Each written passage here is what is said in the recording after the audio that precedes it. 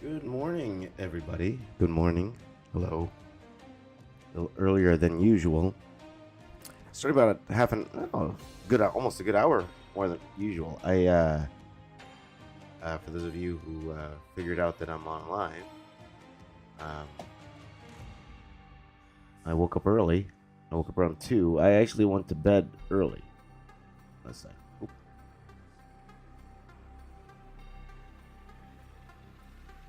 So, I don't think people know. I just realized I didn't change the thumbnail. I gotta change the thumbnail of this thing. I gotta change the thumbnail, guys. I gotta change the thumbnail. Made a brand new thumbnail. And I'm gonna turn this on.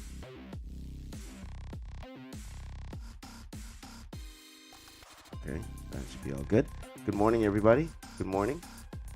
Yeah, I'm starting early. Starting early today. Let's get going. So, with that,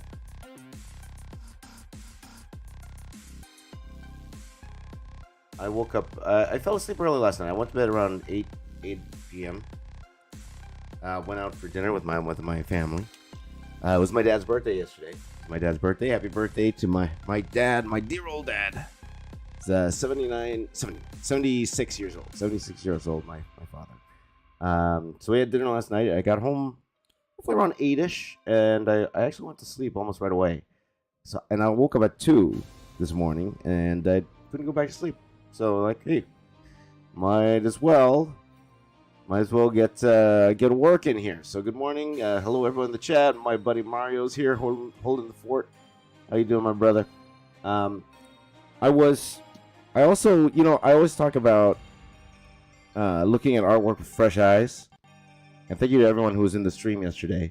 Like always looking at things with fresh eyes. And then I was looking at this last night and looking at this morning, and could be better. Could be better. So I'm actually going to spend the first part of today's stream just trying to fix this. Because I'll admit, I don't want to say I don't like it, but could be better.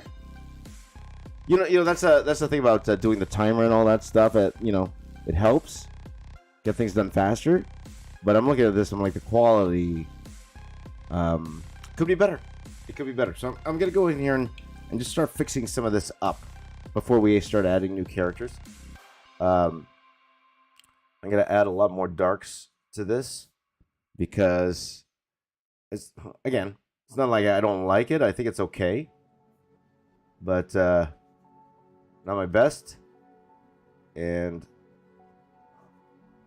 I want to see if I could kind of fix it up just a bit. Just a bit. Give it some more darks. Give it some more. Do some things to make it just a little. For me. Make it a little bit more better. So, how's everyone doing? Everyone doing good? Everyone good, doing good? Let me know where you are in the world. I also forgot to put up a post on what to ask me today, so it's okay. Well, I'll just take questions from the chat today. We'll do it. Well, sometimes I like to mix it up and do questions from the chat. So, a little bit more groggy this morning. A little bit more groggy. Little on the grogs. On the grogs side. Little on the grogs. The grogs.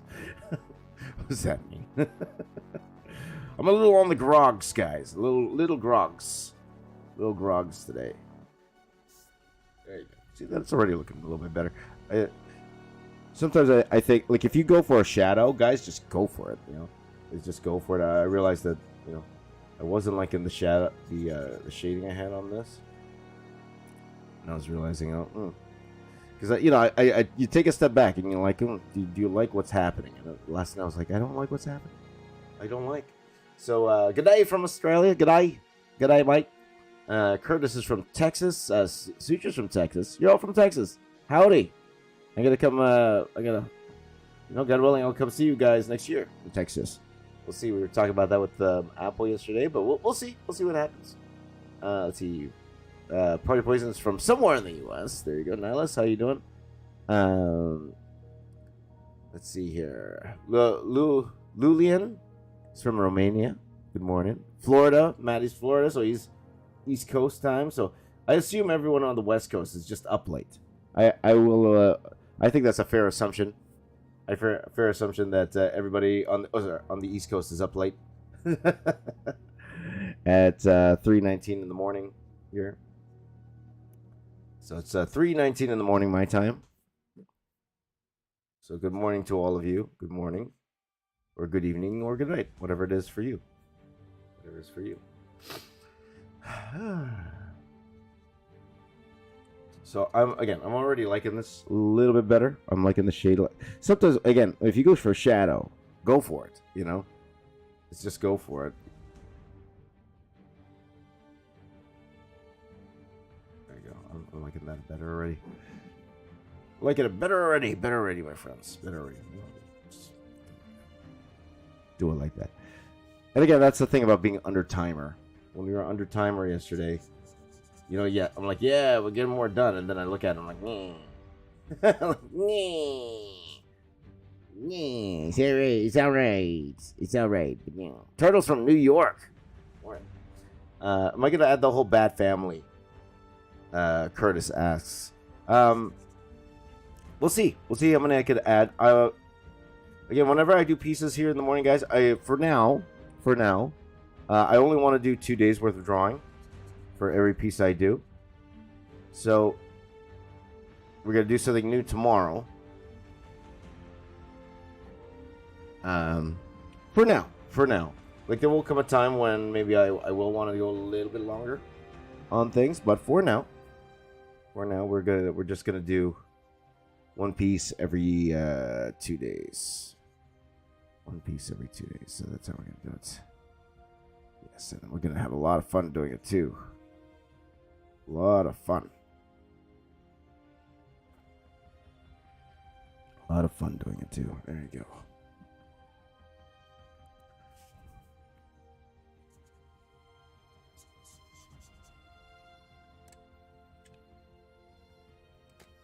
See, I'm already liking it better. There you go. 11:20 for Tyson. So that is. Oh, I don't even know where you are. Not sure where you are, because on the West Coast it should be what, mid 12:20 on the West Coast. So not sure where you are in the world, my friend. Washington 3:21, same as me. 10:23 for Lurian. Are you in where are you going, Lurian? Romania, right? There you go. Turkey. It's in Turkey. Nice.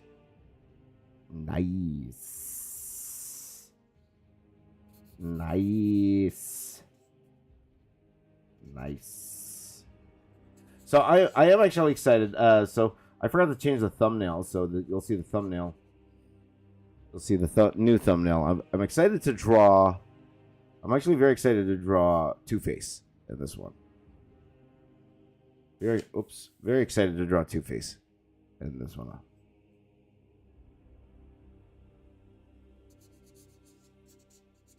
But again, I just want to fix up what I drew yesterday, because again, we were under rush yesterday. Well, self-imposed rush. As you see, we have a timer over there. I gotta turn this timer off. I'm not gonna time myself this early in the morning here. I'm not gonna time myself. Though we are starting a good almost an hour before usual time. Starting a little bit earlier. 9:22 in Croatia. That's awesome.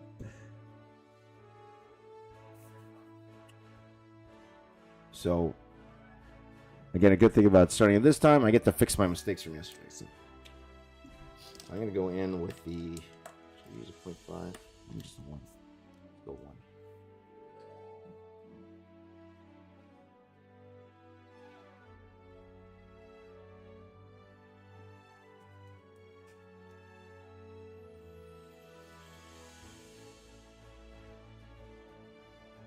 I'm sure color will help alleviate some of this. But no, I got home last night and I just looked at this piece and I was like, you know. So again, guys, I always keep. A lot of you guys ask me for tutorials. A lot of you do, and this is the kind of the closest you're gonna get. This is gonna closest to an actual tutorial, instead of me going, "Oh guys, okay guys, I'm gonna go get my 01 pen here. This is my one, and then I'm gonna start making like little lines going up here, just like that. Oh, happy little lines. Well, I guess I could do that. I could do that if you want. I'm gonna make some little lines going up here under the vein, drawing little dots there just because, you know. But this is your opportunity to ask me questions. A lot of you guys are artists, and I am an artist, I hope, and with over 20 years experience, professional experience too. 20 years professional experience. So, meaning I got paid for the art, my friends. I got paid for the art. So, if you guys have any questions you want to ask me, by all means, go ahead. Today, just do it in the chat. I forgot to put it up in the... I forgot to put it in the community tab. Usually, I put it in the community tab because it's a little cleaner. It's just a little easier for me in the community tab. But today, just go ahead and put it in the chat. And I will be happy to answer your question. Le question. Here. Let's see here. Matty Wolf 8, regular viewer of mine, says, "Have you ever tried concept art?" Yes, I've done concept art for some shows. Again, it's a different job. It's a much different job than just creating illustrations. I've also done some concept art for Ubisoft when I was working over there. They got me to do some little things, just like some weapons and stuff. Nothing too crazy. I created this drone that they used in the game, and I saw them build the model, but then they eventually changed it. They changed the look of it after, so I thought it was good at first, and then they saw it in game, they're like, "This sucks." So, and that's fine. But yes, I have done concept art. I've done some creature concepts and stuff like that for some shows. But not too much. Not too much. Again, a much different job. And that's a much different job. So there you go. Let's see here. Okay, but if any of you have any art questions, by all means, go for it. Art questions. There we are. The professor is in. Professor James is here, ready to answer your art questions. Call me the professor. Call me the professor. There you go.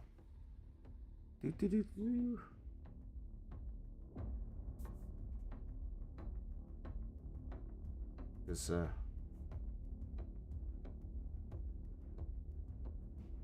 it just wasn't sitting well with me.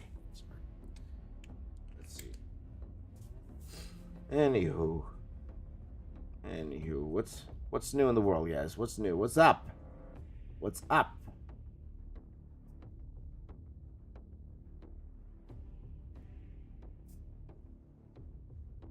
So just adding some rendering to this belt here, making it look a little bit more metal, heavy metal.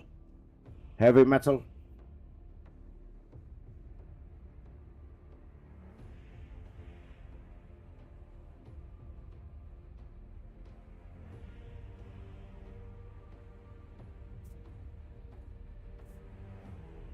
you go. I felt just a little bit more groggy this morning. I guess just because I woke up a little bit earlier than usual.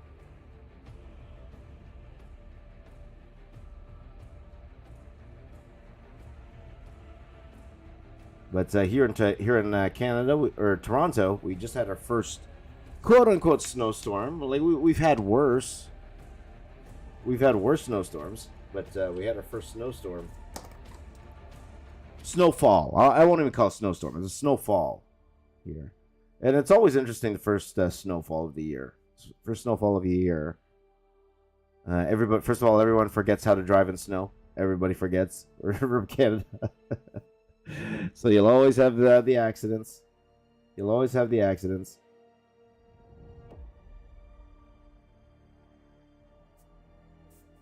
So a lot of accidents yesterday. But you know, afterwards, you know, by the time the evening hit around, all the roads are clear already. Just a little bit of snow on the grass, and then that's about it. Right? So, not too bad. Again, we've had worse. We've had way worse. Way worse snow.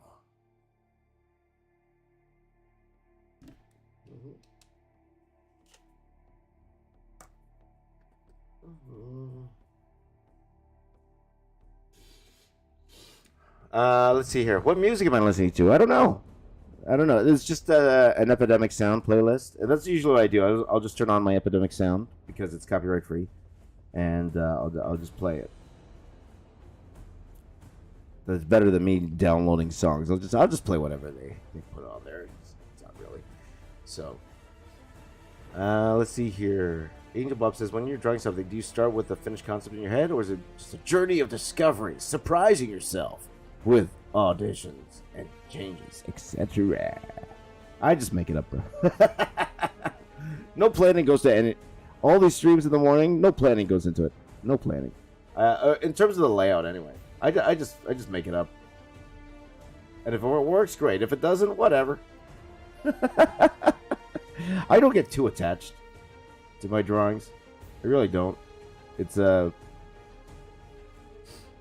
me, it's like, because I guess it's just because I've done so many drawings, and I will do a lot more drawings, that if it does, you know, if it works out, great. If it doesn't, whatever. Not a big deal. Not a big deal.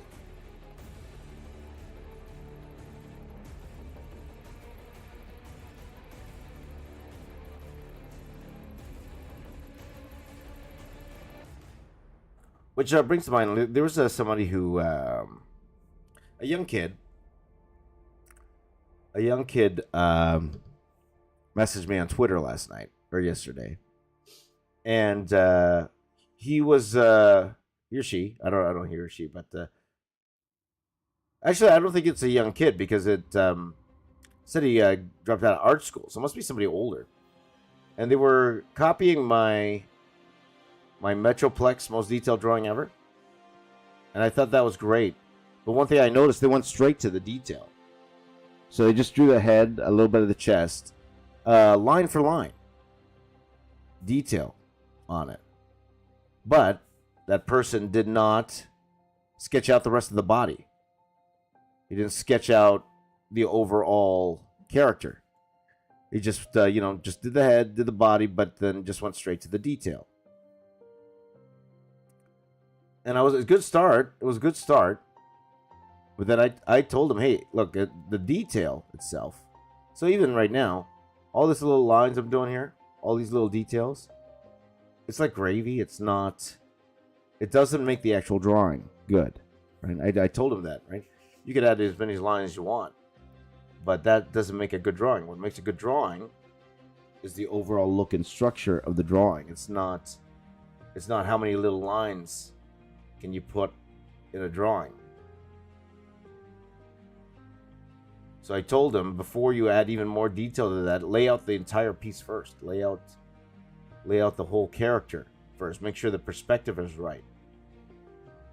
Because you could add all these details and then find out all the perspective's wrong, and then you kind of messed up, right? So it's like, hey.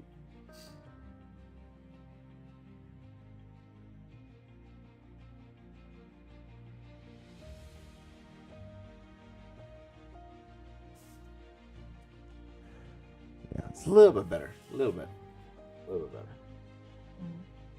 I don't want to overwork it at the same time. So same with the robin here. The robin here, I kind of want to add.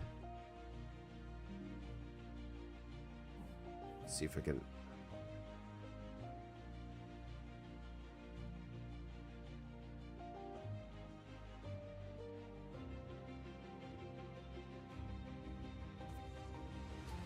There you go. Yeah, that's right. Like, all this is, again, detail is gravy. I always call it gravy. Gravy or icing, whatever analogy you want to use for it. It's just extra, but it's not necessary. It's not necessary. All these extra lines I'm doing here, like, it's great and all, but it's not what makes the drawing the drawing. It's the structure. If your structure's off, it doesn't matter how many lines you put on it. If your perspective's off, if your anatomy's off, you could add as much lines until the cows come home. It won't make it a good drawing, right? You know, the old adage, work smarter, not harder. That's the biggest example, right? That's one of the biggest example for the artist. Work smarter, not harder. Does not matter.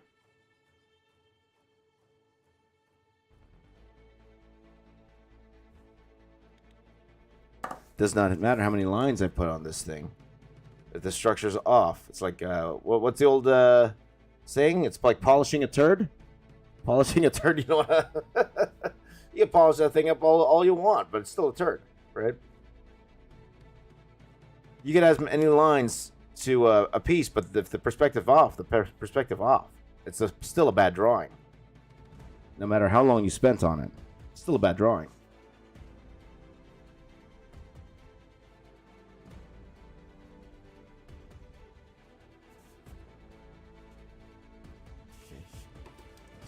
And I'll admit to you right now, I am not happy with these ladies' faces here. I'm not happy with them.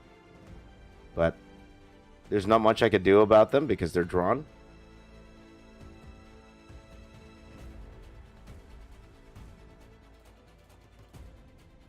I've drawn better women's faces. It's a big smelly poop. Big smelly poop.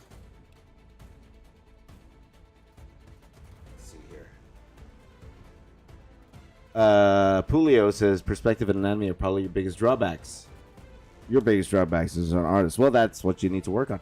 And again, a lot of lines won't save that. A lot of lines won't save that. So that's what you need to work on. So you know what you need to work on there, my friend. So get going. Get to work. Get to work.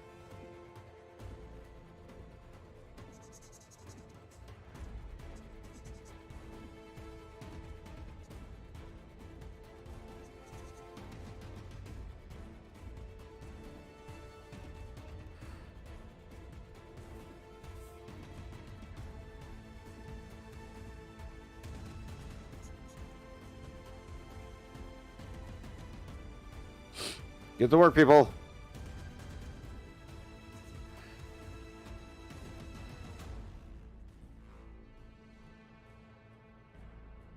Let's see here. Aye, aye, sir. Aye, aye. Aye, aye, aye, aye, aye. So you guys have any art questions? Any questions at all? For me? If you have any questions, by all means. Tell me your questions. What time is it now? I think I will. I'll just work on. So what I'm gonna do is I'm going to just work on these current characters until 3 o'clock. Okay, so it's like I woke up early to do some fixing. We'll work on these characters till roughly around 3 o'clock, and then we're gonna start adding a few more new ones. But take our time. Let's no rush. Here, it's like, and even for me, it's like whatever I can get done, I'll get done. Whatever's done is done. So,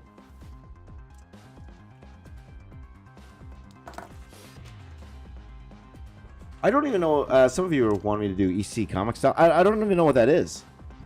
I have no idea. Can you, I guess, explain to me what that is? I don't know what that is.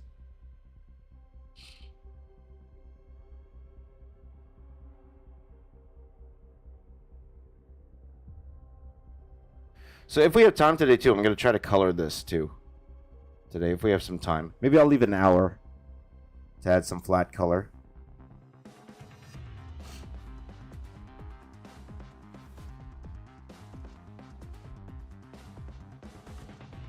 I know I'm way behind on trying to get these videos up. I'll actually have a new video up this weekend. And I'm super excited for this new video here. Though I know it's one of those videos, it's not going to get views. It's not going to get any views. It's something experimental that I tried. And so I know a lot of people won't be interested in this type of video, but it's one we'll see. We'll see what you guys think about it. Let's just say that.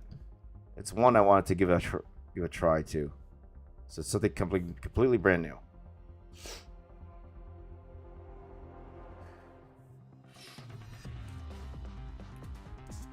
And then that's what they say. They say you should when it comes to making content on YouTube, guys, don't just do what you know, the audience wants. Leave some room for experimentation. Leave some room to try something new. So I'm gonna try something new this weekend. I don't think it's gonna work. Okay, and that's nothing to do with the actual quality of the video. It's more because it's something new that you haven't really seen on this channel before. So we'll see.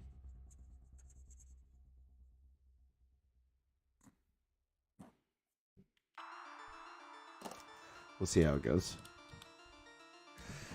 There you go. Hello. Oh, let's see here. EC is like Tales in the Crypt and all that stuff. So thank you very Care Bear. Thank you very much. There you go.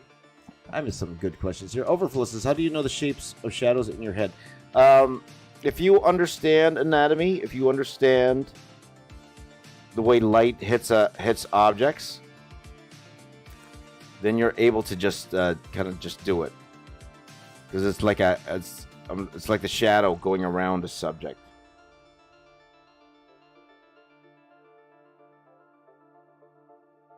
So in my head, I know how the light will wrap around certain parts of the body. So that comes with practice. A lot of that's like still life drawing when you're drawing still lifes and you're seeing how light goes around an object. A lot of it's that. So it'll come with time. It will come with time. There you go. There you go. Oh, thank you, Dominic. Thank you. Let's see here. Brody says the comic book company Frank Frazetta worked for. Okay, all right. Not too familiar. And I'm a comic guy. I should know that. If it's Frank Frazetta, I should have known that. But I did not. I did not. I did not. I did not. A lot of capes going on here. So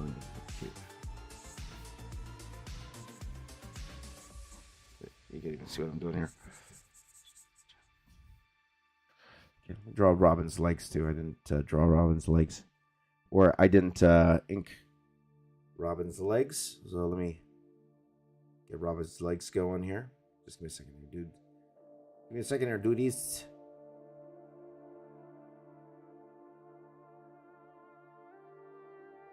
Give me a second. Because I don't think Batman would let Robin skip leg day. I don't think so. I have a feeling Robin doesn't skip leg day. Let's see. Let's see here. How can I draw an aquatic environment as background for a character like Namor and Aquaman? Well, Google. Like, because you think about that coral, you're thinking about coral, you think about all those things. So you can't go wrong with real life. Don't be afraid to look at real life when you're doing those sort of things. Okay? Justin, sometimes, especially, and I used to do this too. Sometimes when I'm drawing things and I'm trying to figure out what to draw behind, I'm looking at comic reference, right? I'm looking at how my favorite artists do it. And I'm not saying you're doing this, Justin, but that's how I used to do it. And then I didn't realize the best thing to look at and get inspired from is real life. So if you want something underwater, don't look at Aquaman comics. Go look at, go Google underwater. Coral, stuff like that, you know? Because coral is one of those things, those interesting things to draw. You know, it really is. It's a lot of...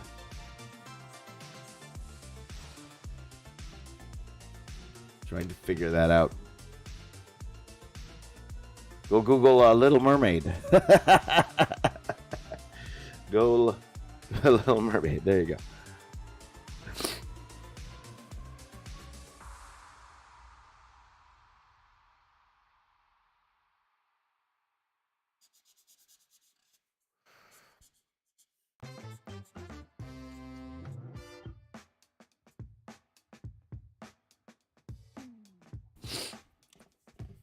Yes.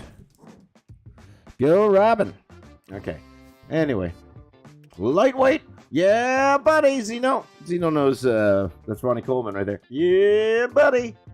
Under the sea. Ah, KeyJX threw in a super chat. Thank you, my brother. Thank you so much. Or thank you, my friend. Thank you, thank you. Do you ever make a movie from your art before or on your own comic story? Because if you do, I'll support you. I was thinking about doing it with my kids' properties, though that kind of fell by the wayside. And with all my responsibilities now, I would say it's highly doubtful I'll be doing that in the future because of all my responsibilities now. And it's something I've been thinking about for a while now, my friends. And thank you, KeyJX, again for the super chat. I really appreciate it. Ain't nothing but a peanut. That's right, Mario. Yeah, buddy. Oh, that's my alarm. You hear my alarm? So 3:45. That's my 15-minute warning. You go live in 15 minutes. There's my warning.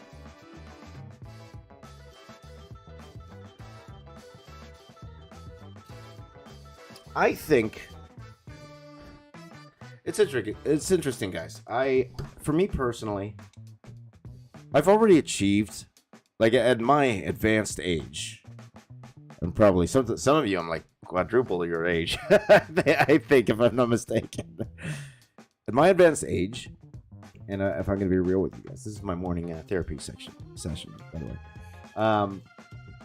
At my advanced age, I feel personally that I've already achieved kind of what I wanted to in life. Like I worked for all these professions. I don't really have any more like big goals. I'd say that. Like it's like one of those things. Yes, maybe like 10 million subscribers would be nice. Even 2 million would be nice. That's great, but I'm at the point where I'm at peace with how my life is and went. So I don't really have these bigger goals, let's just say that, or ambitions right now. And that could change. That could change for sure. But as of right now, and when something happens to your life, like what happened to mine last year, you realize how short life is. And you realize, if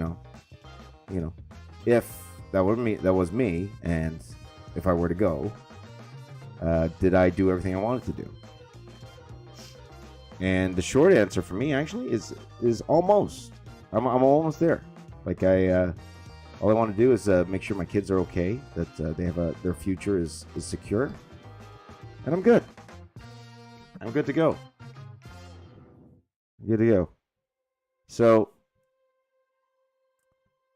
So I really don't have a desire anymore to, like before, I wanted to do this documentary, I wanted to do all these things, and now it's like, whatever. Today it's more like just live life every single day,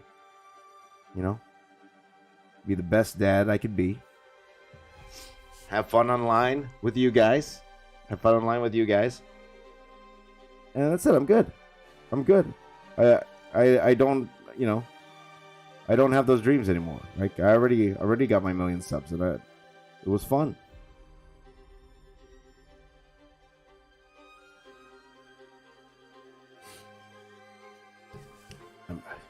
I'm older and wiser. That's why, like, even starting big projects for me, I'm just not interested. Yeah, like for example, if I were to make these giant products and stuff like that, and distribute and sell, like the amount of work that it takes to do that. In my head, I'm like, nah, I don't want to do that. Nope.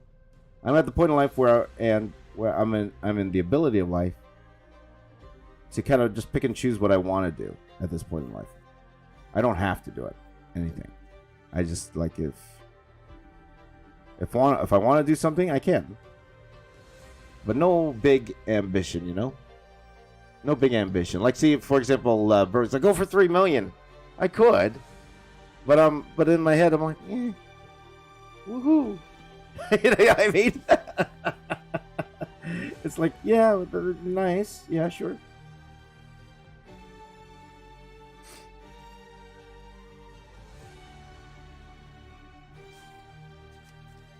It'd be nice.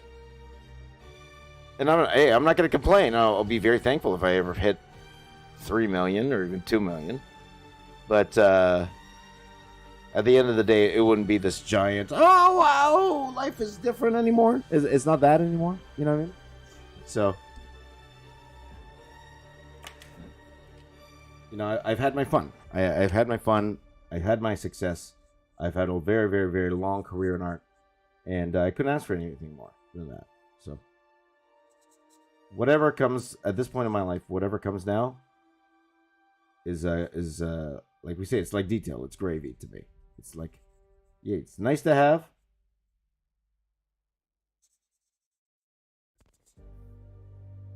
You know, now all my goals are, let's just say, family oriented. That's my biggest thing. It's like it's all family oriented. That's what gets me out of bed in the morning is the family stuff. So, anyway, have I done Super Mario in a marble style? I have. Go Google it, my friend. You'll find it.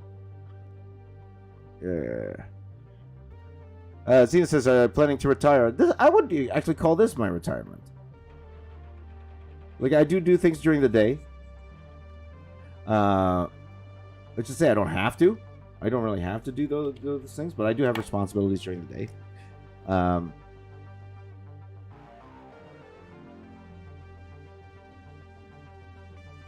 would call myself semi-retired. I would say that. Which is nice to say at my age. Like, I have enough to live comfortably for quite a bit.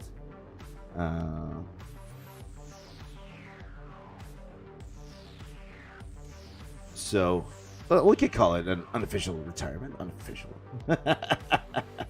But drawing here every morning, it shows you. That's why I don't have to do this. I don't have to stream every morning, but I just like it. It's fun. It's fun. It's fun hanging out with you guys. It's fun hanging out with you guys.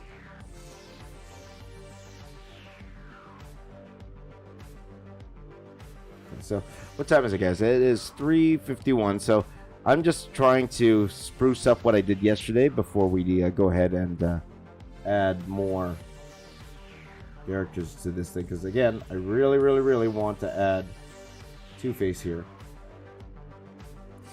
Can I ask you guys, which heroes do you want to see in this piece here?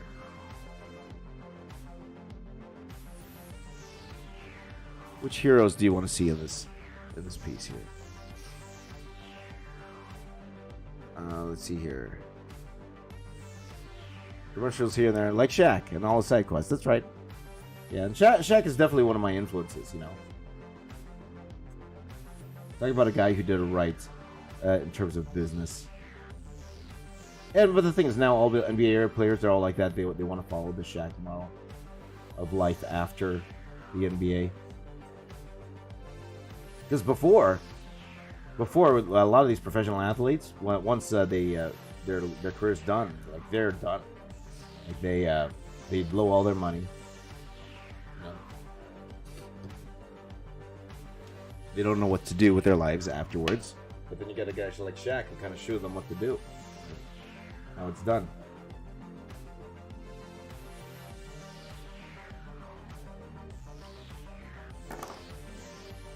Let's see here. Jim Gordon, right? Jim Gordon? Yeah, I think he'd be great in here. We could definitely do Jim Gordon. Mr. Freeze. Yep, Nightwing. Well, Nightwing wouldn't make sense because this is the Dick Grayson Robin. I drew the Dick Grayson Robin. The Tim Drake Robin, he's actually a little bit different than this. He's a little bit different than that. So, Penguin, maybe, yeah. If I draw the Penguin, he would definitely have to be here because he's like smaller, right? Yeah, I don't think Nightwing will work. Yeah, Riddler, right?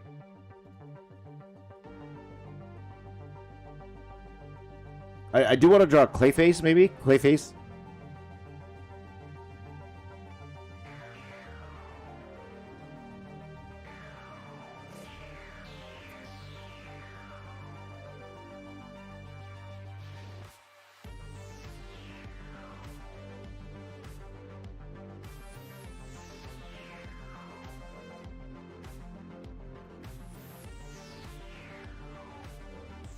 So let me ask you guys here. Did you guys want to do those movie Fridays?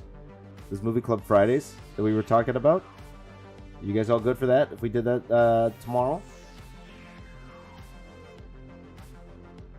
Or do you want to say, forget that and let's just draw turtles tomorrow? You want to forget that and do turtles tomorrow? I do want to do big Clayface in the background. I want to add...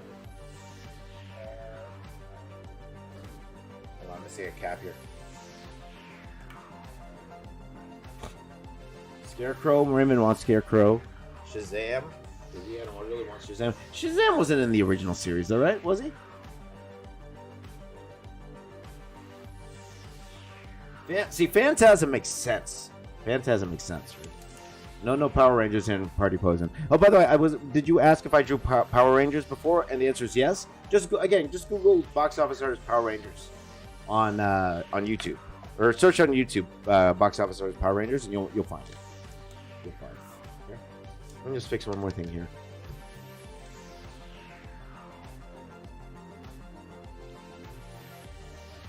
Okay, so I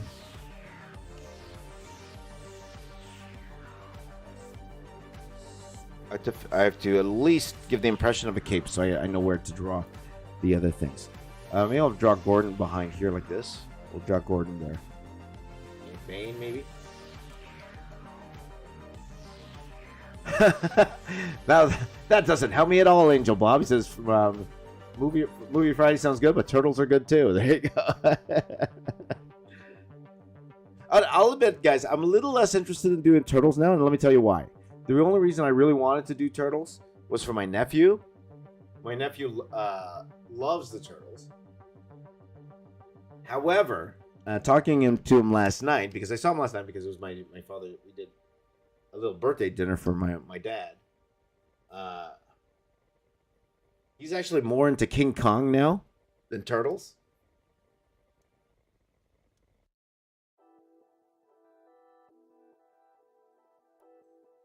He's way more into King Kong now than turtles. So, so as much as I like the turtles.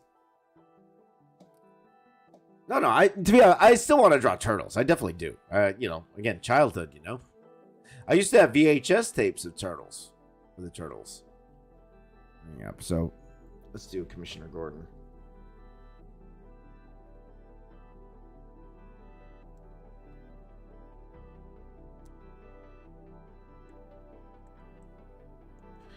Commissioner Gordon, here he is. Commissioner Gary is. Look at that. He's taller than Robin, right? He's taller than Robin. No need to spam, my friend. No need to spam.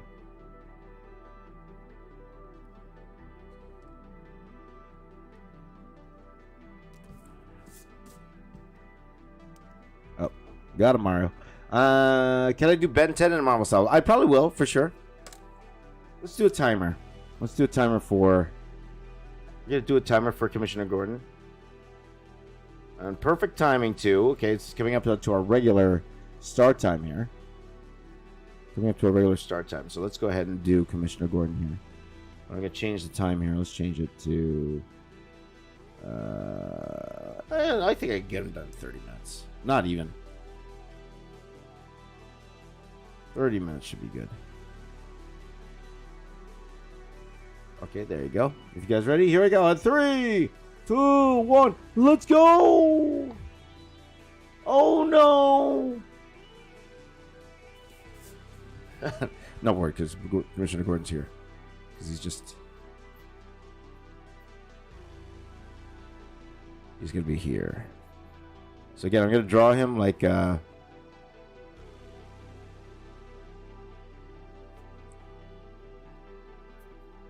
Oh, you got to draw Alfred. Of course you got to draw Alfred. For sure. Thank you, Joe D. Thank you so much. I'm going to draw him first like the animated series, and then I go ahead and I add detail to it.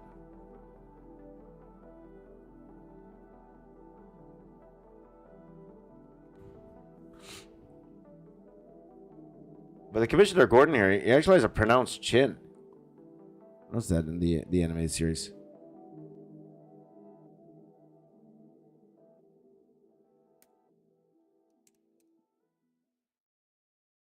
A very pronounced chin. No, Angel, I've never done a Turtles drawing. Bob, I've never done a Turtles drawing. This will be my first. Ever. I don't think I've ever done a Turtles drawing. I'm trying to remember if I did one. I must have done a Turtles drawing, right? And I don't think I've ever have. I don't think I've ever drawn a Turtles drawing.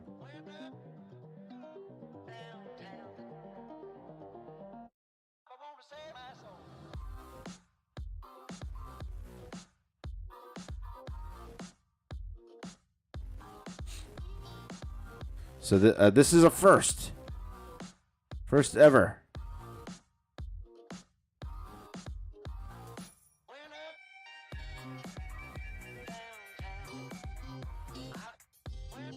Ever turtle drawing. There you go. Yeah, I've never drawn turtles, right, Mario? Never drawn turtles. Do I still do commissions? I might start next week, guys. I might start doing commissions next week. So, Roger asked, what else am I going to include? That's up to you guys. We'll see. Now, for Two-Face for sure. I want to add Two-Face because I just want to draw him. That's why he's on the thumbnail. That's why he's on the thumbnail. It's Two-Face.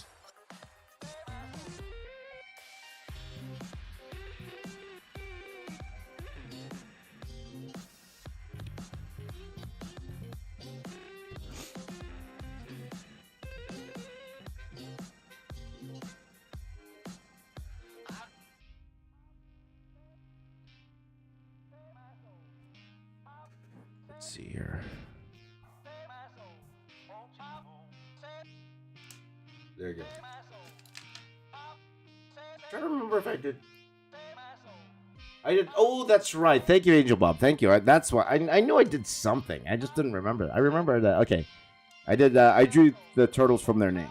Yeah, that's right. That's right. Thank you. Thank you, guys. Oh, I forgot. No, definitely didn't do a reaction to the movies, but I did do a Turtles from their name. That I remember that. Thank you very much. I've done so many drawings on this channel over the years. I forget all of them. I forget what I did.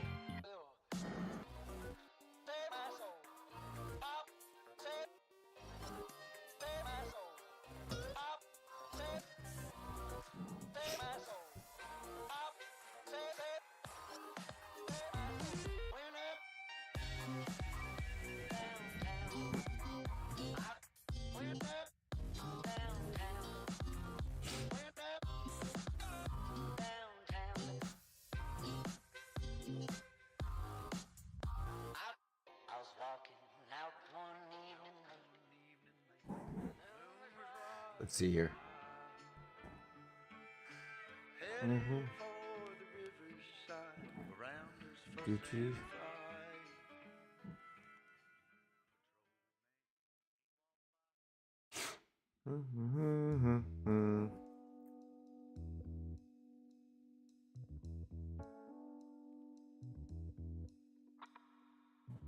You know, I'm not sure if I mentioned this. I think I did.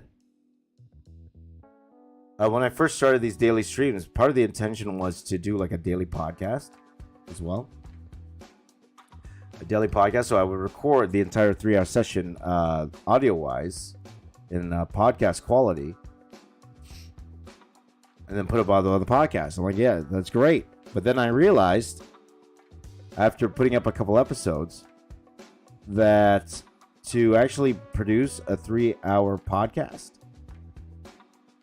to actually upload a 3-hour podcast every single day, it will cost me like $200 a month to do that.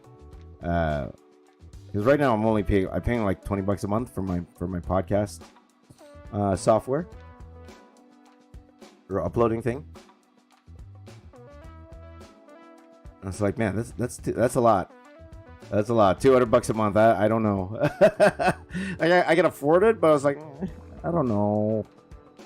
200 a month. Because I know only a few people listen to it. But then again, you know, how else we could build an audience? You got to build it somehow. It takes time.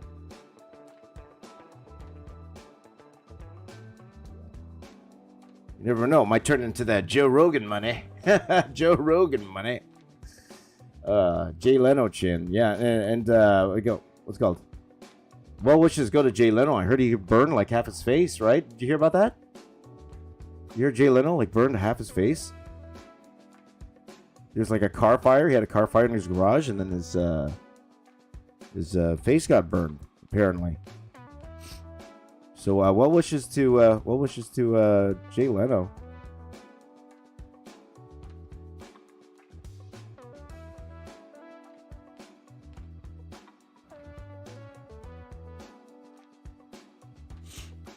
So yeah, so Google that. Apparently, like his face is like completely burnt now.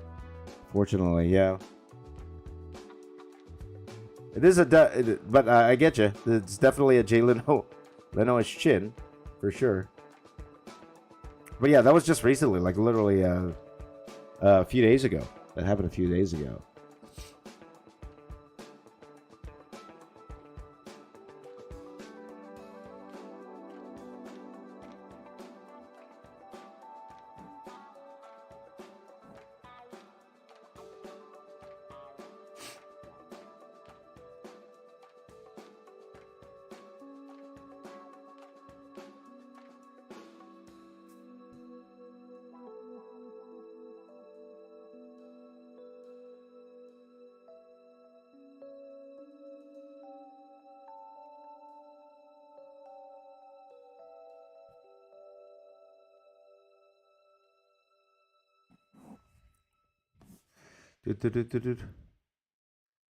Yeah. He says he's fine. But yeah, he's like, they said his face is like really burnt now. That's what they said. You can check yourself. You guys can check the news yourself. But yeah, really unfortunate.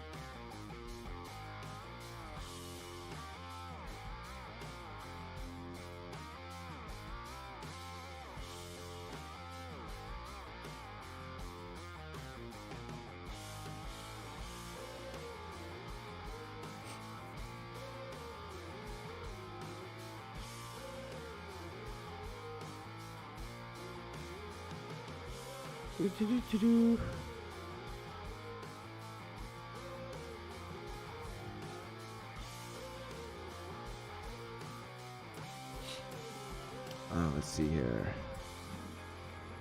So, anything new in the news? Let me pull up some news. Think about something to talk about.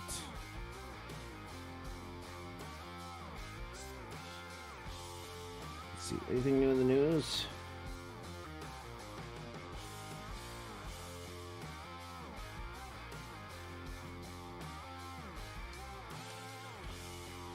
Let's see anything new in the news. Let's see here.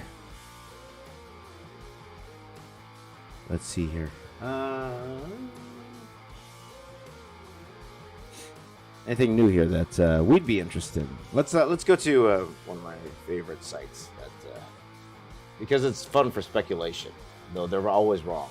Let's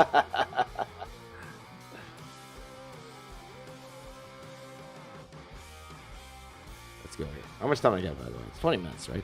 I'm almost done.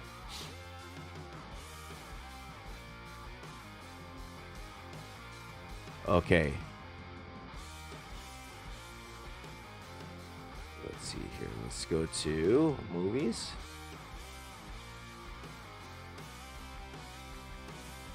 Let's see here. Okay, I gotta read this. Who wants to learn about? There's an article here about Thunderbolts. Let's read this article. This Thunderbolts article here. First of all, my thoughts on the Thunderbolts. It definitely went higher once we found out the Red Hulk's going to be in there. Red Hulk's going to be in Thunderbolts.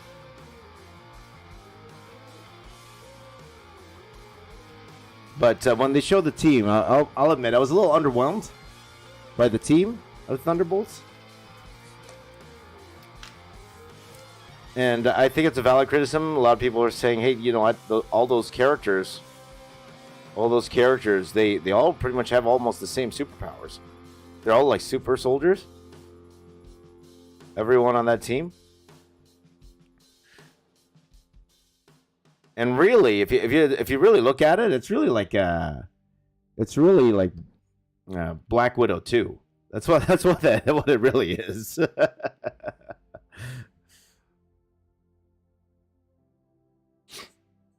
Black Widow 2, Thunderbolts.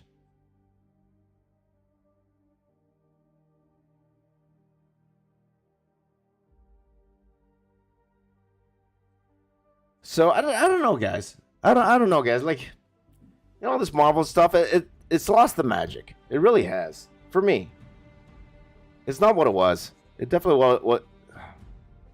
And it's hard to do. Like, it's really hard to do. I'm not saying it's easy. And you can't always hit home runs. But it's definitely not what it was. You know, you used to get really, really excited for all these Marvel properties, and now it's like, yeah. Yeah, whatever.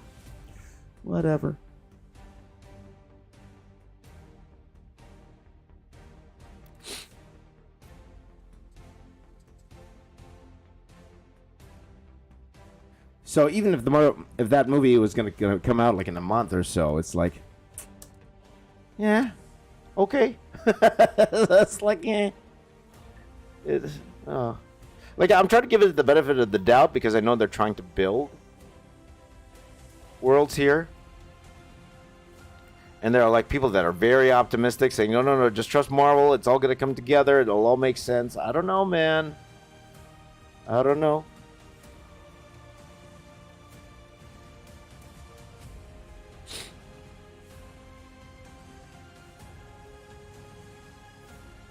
Of course, I'm rooting for it to do well. When it does well, my channel does well. When it does well, my channel does well.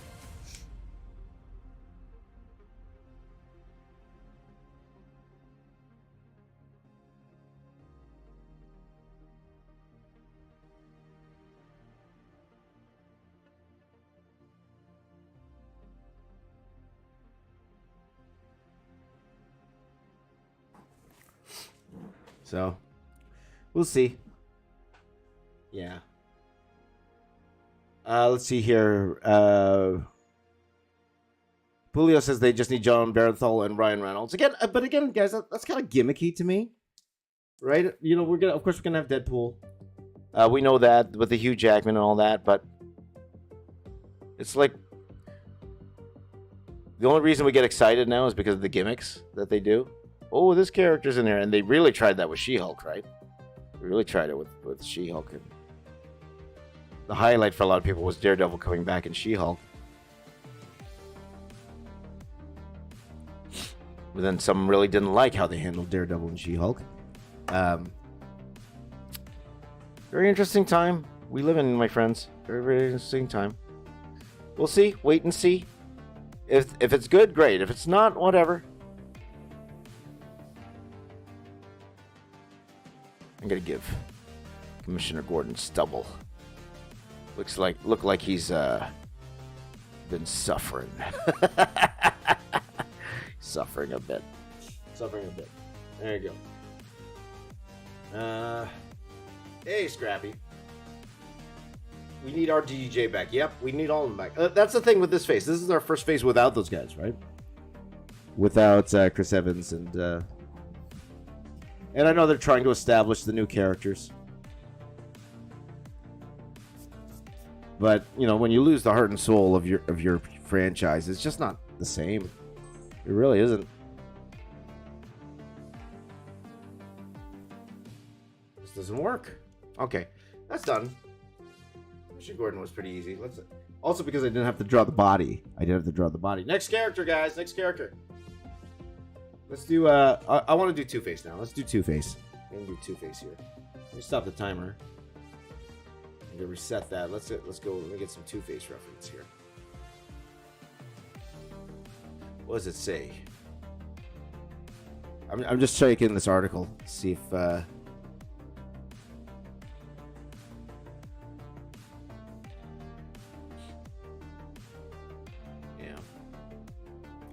Oh, it's just a speculation article. Because it wouldn't make sense that maybe the Red Hulk, maybe that's the big villain of Thunderbolts. Maybe that's the big villain. Makes sense.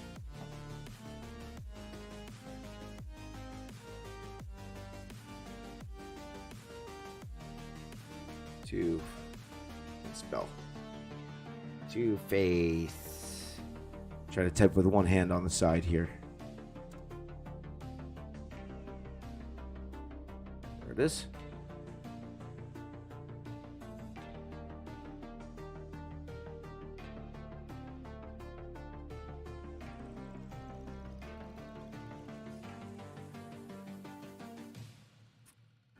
And I think, guys, I really thought Billy D. Williams would have played a great Two-Face. He would have been awesome.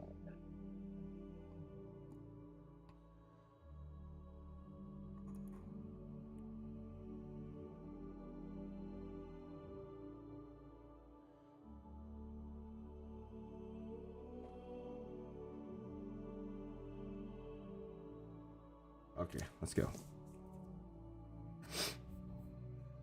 I draw Two-Face up here.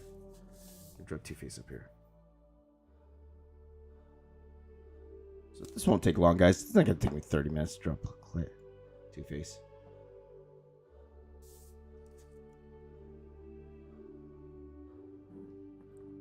I wonder if they're gonna address the Thunderbolt Ross casting in universe. No way. I doubt that. They're just gonna move on.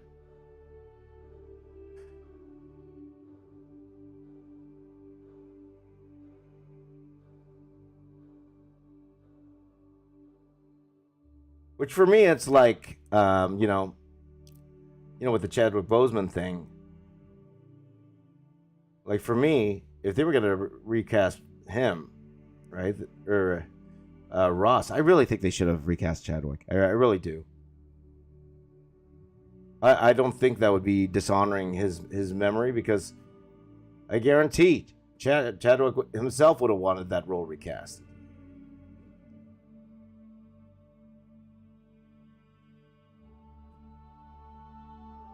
But, with that recasting, though, I really think Marvel was in a lose-lose situation. Whether they did it or not, people were going to get upset. So,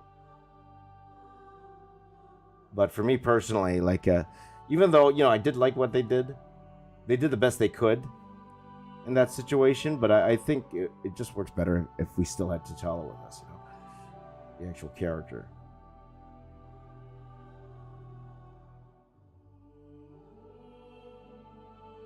So,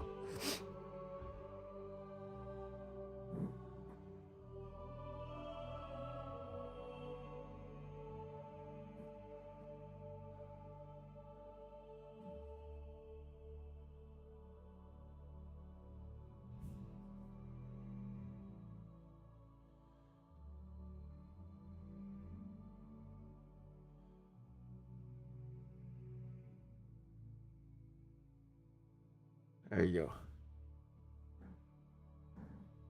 Let's see here.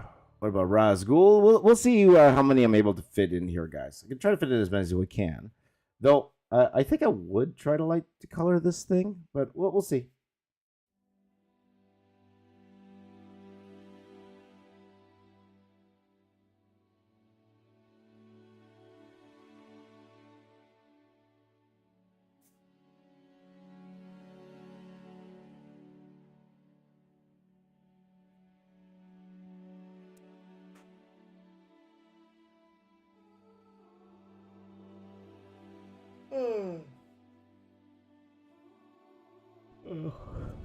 JMS asks the question that's on everyone's mind here. What makes Marvel style distinctly Marvel style? The answer is quite simple, my friend. I don't know. You quote me on that. I don't know. What does that mean? I don't know.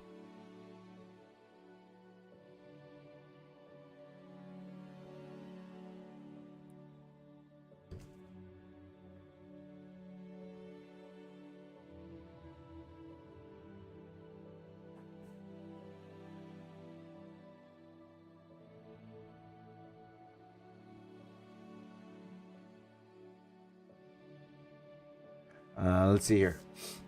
It's waiting. There you go. Yeah. Batman's Rogue Gallery? A lot.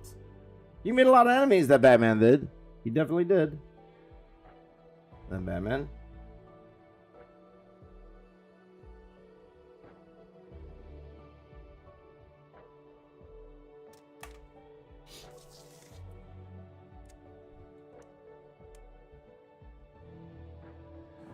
Here we go. Let's go ahead and ink this thing.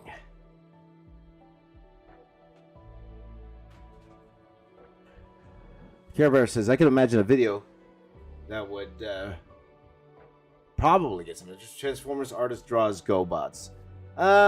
Maybe. But, you know, this generation, I don't think a lot of this generation knows who GoBots are.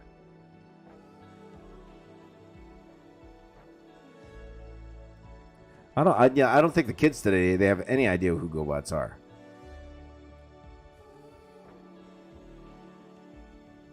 So, like, again, for the older guard, like myself, of course, I would know that. I would know that. But a lot of these young kids today, I think they would have no idea what GoBots are. So, Shazam, Penguin. I'm not adding Shazam. I'll let you know that right now. I'll probably add Superman before.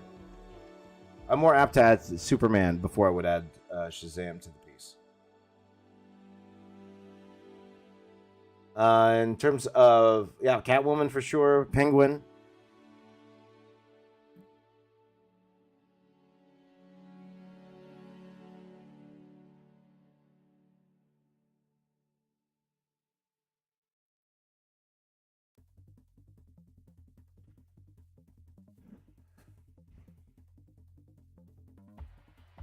So we'll see, guys. One drawing at a time, guys. One drawing at a time. Hello, Andrew. Good morning. JM asks, have I done any Power Rangers? I have. Just go ahead and search Power Rangers box office artists. That's one of my first drawings I've done on this channel. Well, when I came back. When I started posting again regularly on this channel, the first thing I did was draw. I think I drew an Avengers piece, and then I drew Power Rangers next. Those two.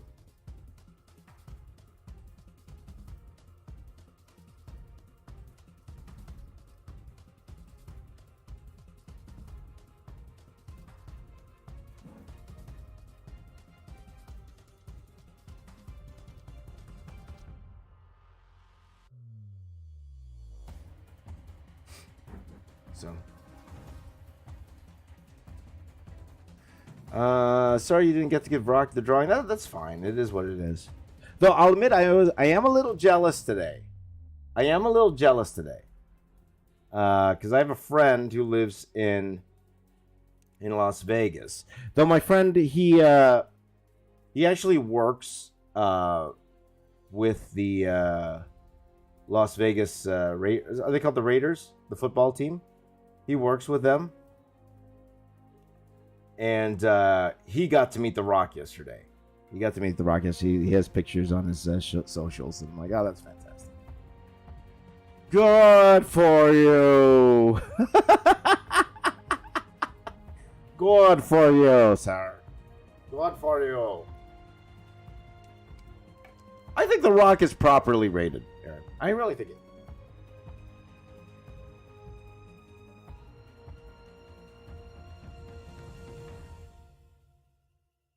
But I think for me that ship is sailed. Like Now, will I draw The Rock again? I might, because I want to do I told you guys I want to do a bloodline drawing. I don't care who likes it or not. Just for fun. I want to do a bloodline drawing.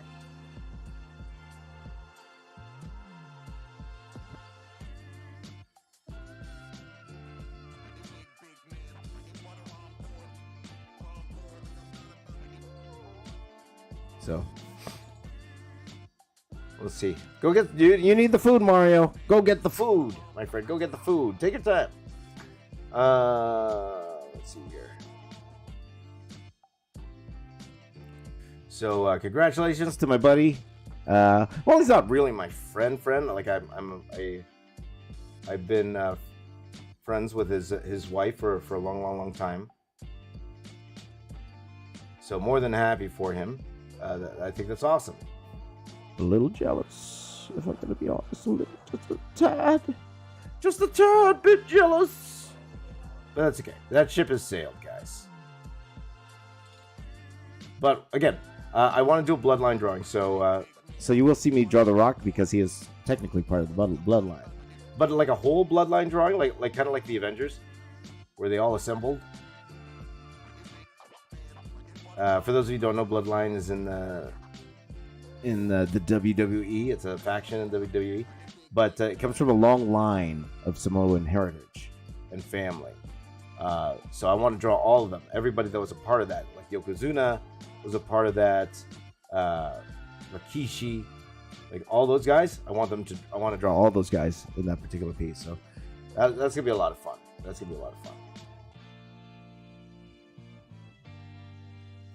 Yeah, so let's see here. What's up? So again, I know some of you guys don't know who that is. You don't really follow wrestling that much, and that's cool. It's all good. It's all good, man. We could all be friends. It's all good.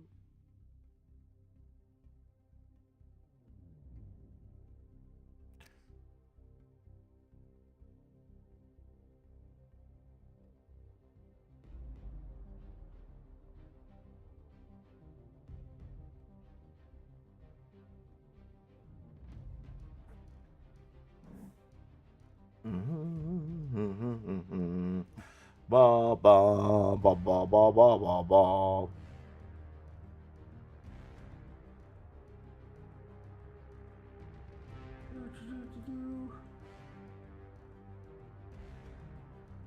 It's kind of hard to talk without the questions. So let's do the question things, guys. You know what? I think I will go ahead and add questions. Okay. So it's my own fault for not putting this up yesterday, but what I'm going to do right now, I'm going to go to the community tab. Go to the community tab. In fact, I'll do this with you. Let's go to the community tab together, guys. 1 second here. So let's go to the community tab right now. Hey, look, I'm live. Go to the community tab. And I'm right.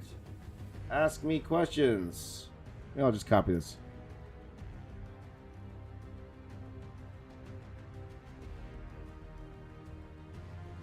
Copy that.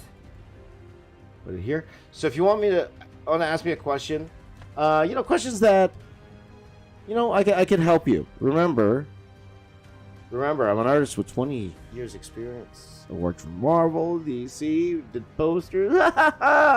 Pshaw. I'll put today's live stream. There you go. I will give priority to the questions that are asked here, guys, okay? So if you're watching live now, you want me to answer your questions, you want me to interact with you, do it here. Community tab, post that right now. Community tab, okay? Reply here to this one here. You put your comments, add your comment. I'm going to give priority. I'm going to give priority there. So just say you go to my page. You go to my page here, go to the community tab. And then write your questions there. Okay, so if you want me to answer questions, that's where you do it. All right? All righty. Let's go back to work. Back to work. Back to work, people. Back to work.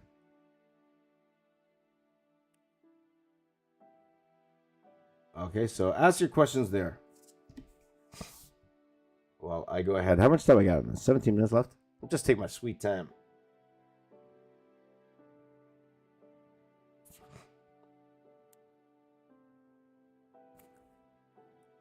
My sweet time.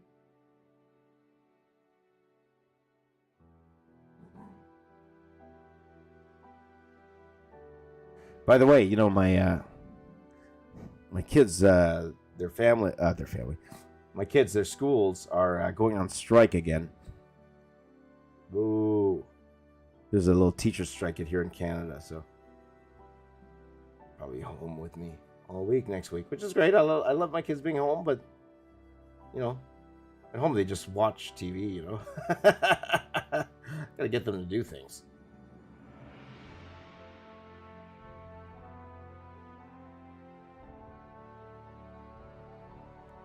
So.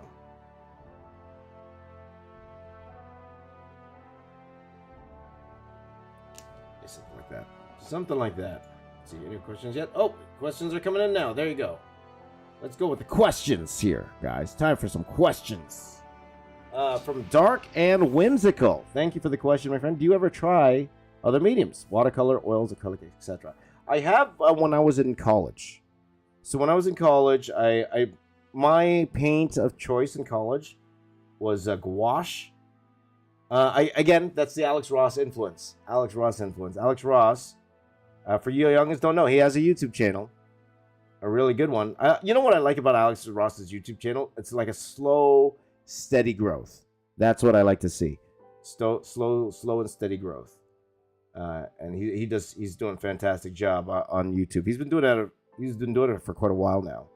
But steady growth. Build your audience. You know, really build the people who want to watch your content. And he does a phenomenal job. But anyway, gouache. So a lot of my techniques that I learned in gouache, I learned from watching Alex Ross's stuff. The way he does it. So I tried that in college. I also did like airbrushing. Airbrushing is a lot of fun. I enjoyed airbrushing a lot. But again, with today's computer stuff, you don't really need to do airbrushing. It is nice to see. In terms of watercolor, yes, watercolor as well. So I've done a self-portrait in watercolor. I've done a couple things in watercolor. But definitely not recently. Like all of those mediums I haven't used since college. I've never worked with oils before. Never tried it. Trying to think what other mediums. But I have done sculpture before. Definitely no Dr. Garuda. Not no Dr. Garuda. Any of those. Like some of these sculpting guys these days, they're pretty phenomenal. They do some fantastic work. A lot of these sculpting dudes. So, like Stephen Richter, he does like a lot of great stuff on his channel. So, but for me personally, nothing really recently. I've never tried oils. I've never tried it. I heard it's a lot of. I heard oils can be tricky. Like they don't dry fast. Like you need racks to let them dry, like overnight or whatever. But I've worked with acrylics before. It's very forgiving. Like acrylics is much more forgiving than oils. So, yes, I have worked in other mediums, but not recently. So it's been a long time. When I did use those things, we're talking again, good 20 years ago was the last time I used those mediums.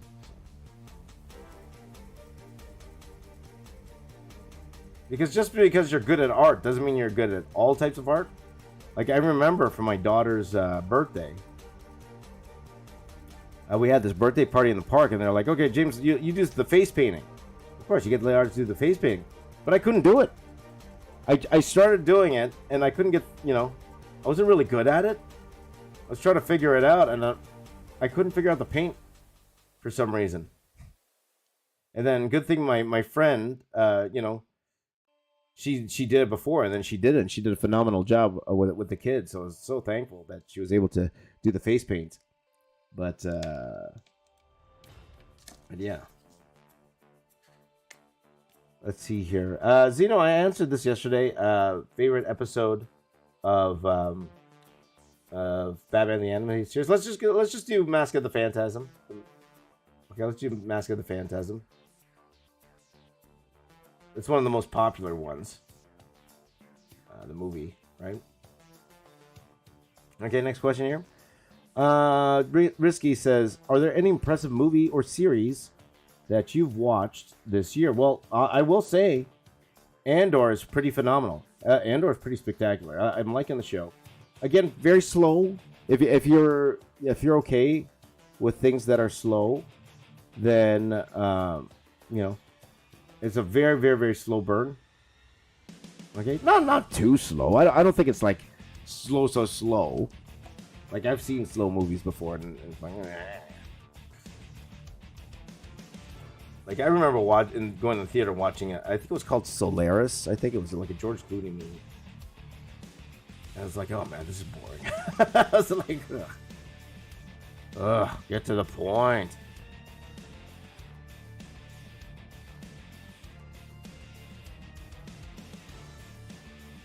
So Andor is definitely not like that, but it's a really good series. Though I am a couple episodes behind. I'm a couple episodes behind Andor, so I do want to catch up. Usually when I watch it, though, I'm watching it at the gym. Makes cardio go by a lot faster when I'm when I'm watching Andor. Oh, my back.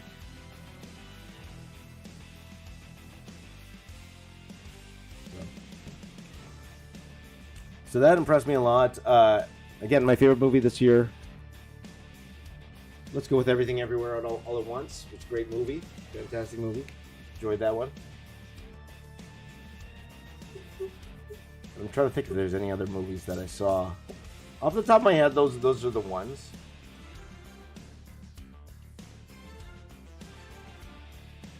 All the Marvel movies this year weren't as, they're okay. They're all right. Like, I think I enjoyed Thor more than most, but it, again, wasn't my favorite. Black Panther was, or Wakanda Forever was good. I enjoyed Black Panther.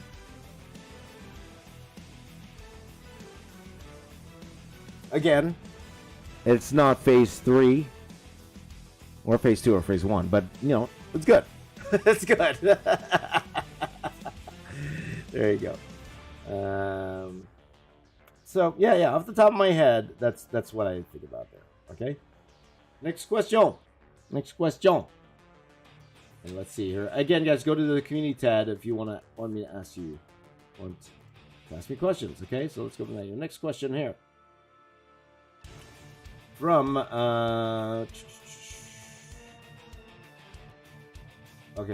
Julian. From Julian. Hi, James. Julian Medina. First of all, let me just add a couple things on Batman's head here. Oh, let's figure out another character first. Okay, so we didn't go the full. I didn't think we needed the full 30 minutes for Two-Face anyway. So let's add. Who are we gonna add now? Let's add. We're gonna add Catwoman, I guess. Yeah, well, no, Catwoman should be on the villain side, but I think this side is looking a little sparse. What if we had Superman? I think I'd add Superman, guys. Let me add Superman. Or Alfred. Alfred, that's a good one. Let's do Alfred. Thank you very much. Alfred. Let's do Alfred. I don't think Superman should be prominent. He should be like a small dude. Small dude on the side. This Alfred I have here looks tired. This Alfred I got on this side looks tired. Alfred, you've been working too hard. So, next question. Here. Julian asks, again, do you have a rule of thumb when creating shadows on your figure? So my number one rule for shadows is you got to figure out where the light's coming from. Okay? Once you figure out where the light's coming from, and you could have multiple lights in the scene, and that, if you're more advanced, having multiple lights in the scene. But once you figure out where the lighting's coming from, everything just comes naturally.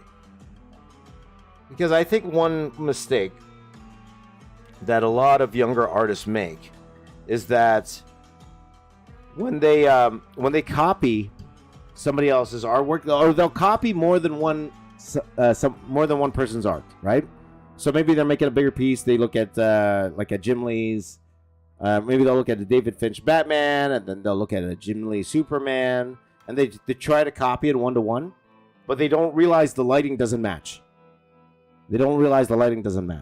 Okay, so understand that the shadows are caused by light. Okay, So everything in your piece has to be affected by the same light. Okay? Unless it's like this weird night scene. It will bring the drawing together if the lighting is the same on everything. Okay? On everything. Because I've seen young guys come up and that's what they did. They took one artist Superman, one artist Batman, but then the lighting is completely different because the reference they followed, the lighting on the Batman was on the left, the lighting on the Superman was on the right, and it's just off, right? So for a lot of you, because I know a lot of you are doing that in terms of like copying another person's artwork. And again, I told you that's fine when you're learning, for sure. Understand where that person thinks the light is. You should be able to pinpoint where's that sun, or where is that? Where's that sun? Where's that street lamp? Where's the light coming from? And once you know exactly where the light's coming from, then putting all the shadows and stuff, it's pretty easy. It's not, it's not too hard.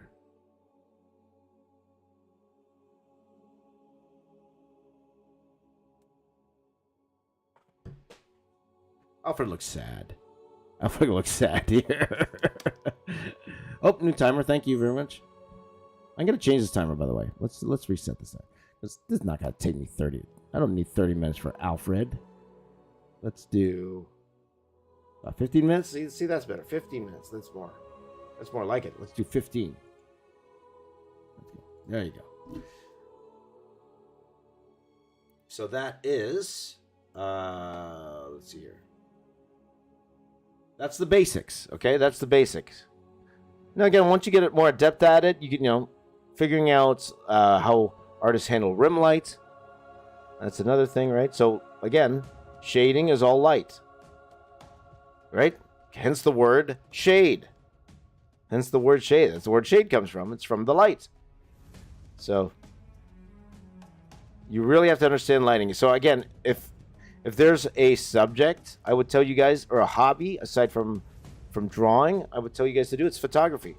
Because photographers understand light.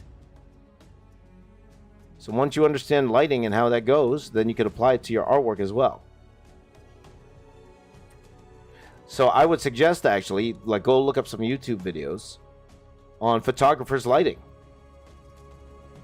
Okay, and see how they capture it, okay? And then look at reference. Okay, and when I say reference, don't look at, not necessarily artist reference. Look at, pictures. How does sun affect things, right?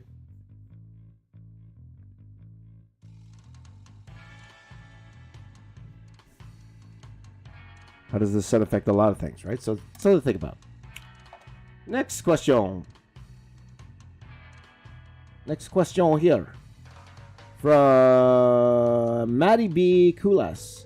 Would you do the live action Batman in your style? If not, how about Crocodile Dundee? I'd love to do Crocodile Dundee. That sounds like fun. I kind of did that before. You look at the Batman from his name video. If you look at Batman from his name, I kind of did that there. So, and I did a piece where I drew 100 Batmans, of course. You guys saw that one already. So those are the two.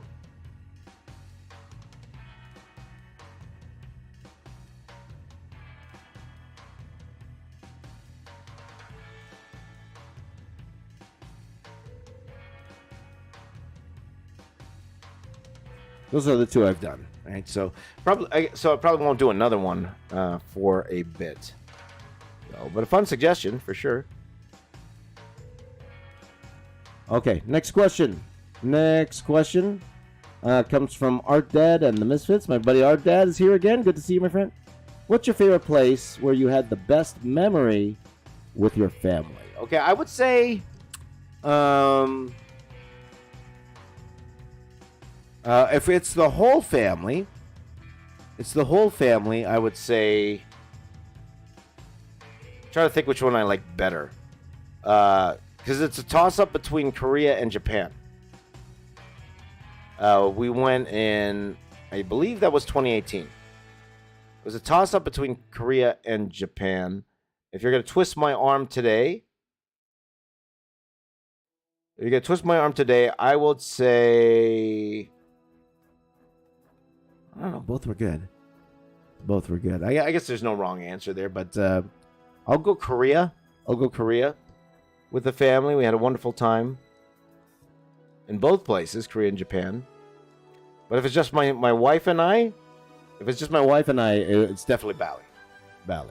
So Indonesia, but most specifically Bali. We had a wonderful time when we were in Bali. So thank you for bringing back some good memories, my friend. Thank you so much, Art Dad. I appreciate that. Lisa Draper. Hello, Lisa. How are you? Who's your best DC character that you have done? Okay, so how about I leave that question up to you guys? Let's ask you guys in the chat. What DC drawing that I've done that was your favorite? That I've done. And I've done a bunch. I've done the Flash piece. I've done the Superman, the 80 Superman or whatever that was. I've done the, of course, the 100 Batman. But I've also done a few other DC pieces also. So I'm going to ask you guys, which one was your favorite that I've done? And I'm trying to think for myself which one I like the best. I thought the Flash piece turned out pretty cool. Turned out pretty cool. But there is one that probably a lot of you haven't seen. I did do like this Green Lantern piece with a mech that I kind of like a lot. I really like that one a lot. I don't think a lot of you have seen that one. But I think it was right after we saw Justice League in the theater. The Joss Whedon Justice League. But you know what happened? In that particular movie, what happened in that particular movie was me and my buddy Mark Michael. You guys know Mark Michael. We went to go watch it, and unfortunately, halfway through the movie, somebody had a seizure in our movie theater, and they had to stop the movie. They had to stop the movie to take care of that person. Okay, and hopefully they're all right. I don't know if what happened. If that person was all right. So we weren't able to continue the movie. We were and it was a late show. It was one of those like 11 o'clock shows or stuff, so there wasn't another showing that night.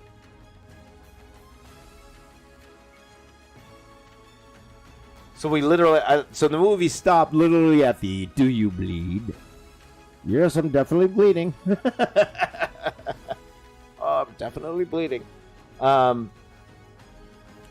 But they did give us the free passes to come back to watch the movie later on. But that night, I decided to make a video. We called it a fake spoiler. I believe I said in the video, hey, I wasn't able to watch the movie, but I'm going to make a spoiler from the movie that I think would happen, and it's fake, right? So I drew the Green Lantern with a giant Green Lantern mech. That's what I did. So that was a drawing that I kind of like, that I did before. All right, so Webmaster saw that one. Let's see here. Julio liked the 100 Batman piece. I like that piece too. The Superman video. It's good. Joker from his name. That was a very popular video of mine. Joker from his name. That's one of those videos. That Joker from his name video. That's one of those videos where working smarter, not harder. Because that's one of the easier videos that I drew. I was drawing at the time, and then that one hit really hard. That one got a lot of views. That Joker from his name. So it was a lot of fun. Bibiana says Optimus Prime next. Not next. I told you guys that I ordered an Optimus Prime and a Jetfire from the movie. Now, they're coming from the Philippines. Now, the Optimus Prime is here. I don't have it yet. My brother-in-law's, we're going to get it soon. But the Jetfire won't come until the end of the month. So that particular video, I'm actually going to unbox it live in front of you guys. We're going to unbox it, and we're going to go put it together. Okay? We're going to put it together, and then I'm going to draw it. And I'm super excited. Super excited to do that. So.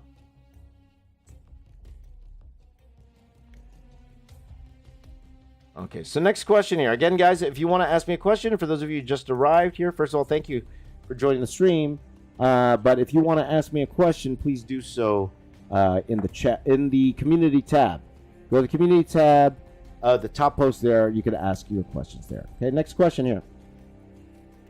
Xavier R says, what TMN and T iteration do you want to draw? I am going to go original cartoon, but my take on the original cartoon. My take on the cartoon. I think, you know, the latest movie that they did, I didn't mind it.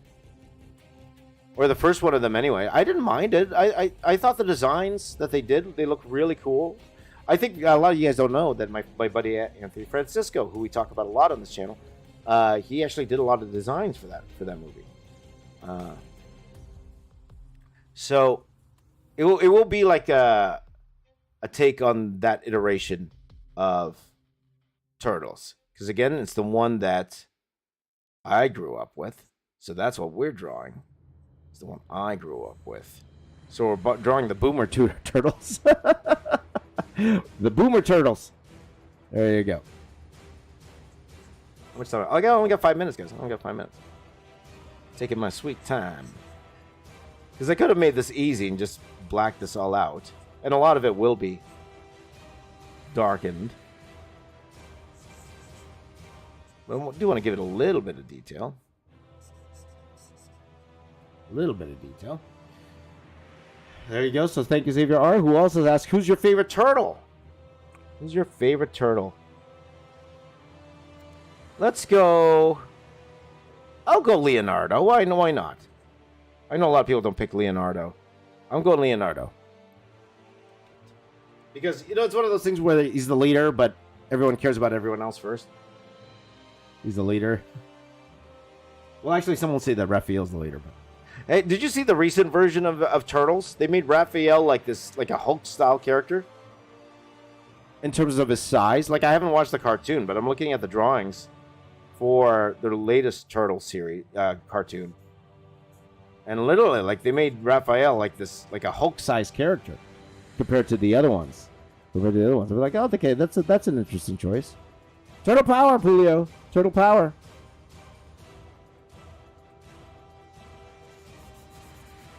So, and you know me, that actually excited me. So part of me wants me to draw that cartoon, so that I could, so I could draw Raphael that size. You know me, I love the Hulk-sized characters, right? So, oh, Webmaster watches that on Netflix. Yeah, the Netflix version. Maybe I'll do the Netflix version just so I can draw the Raphael like that.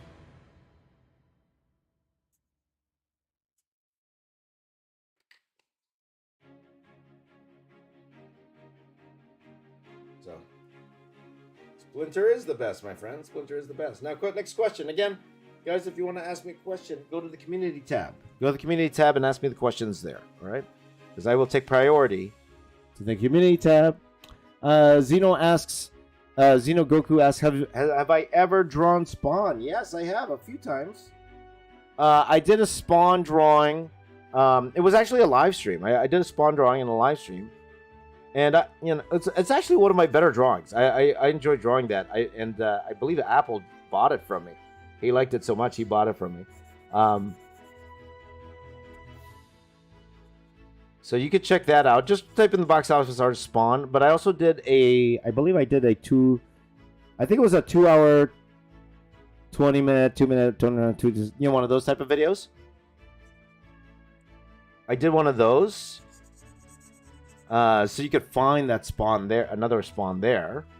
And I did a Spawn Spider-Man mashup. I've done that before. So yes, I've done Spawn many times. Big fan of Spawn. Big fan of Spawn.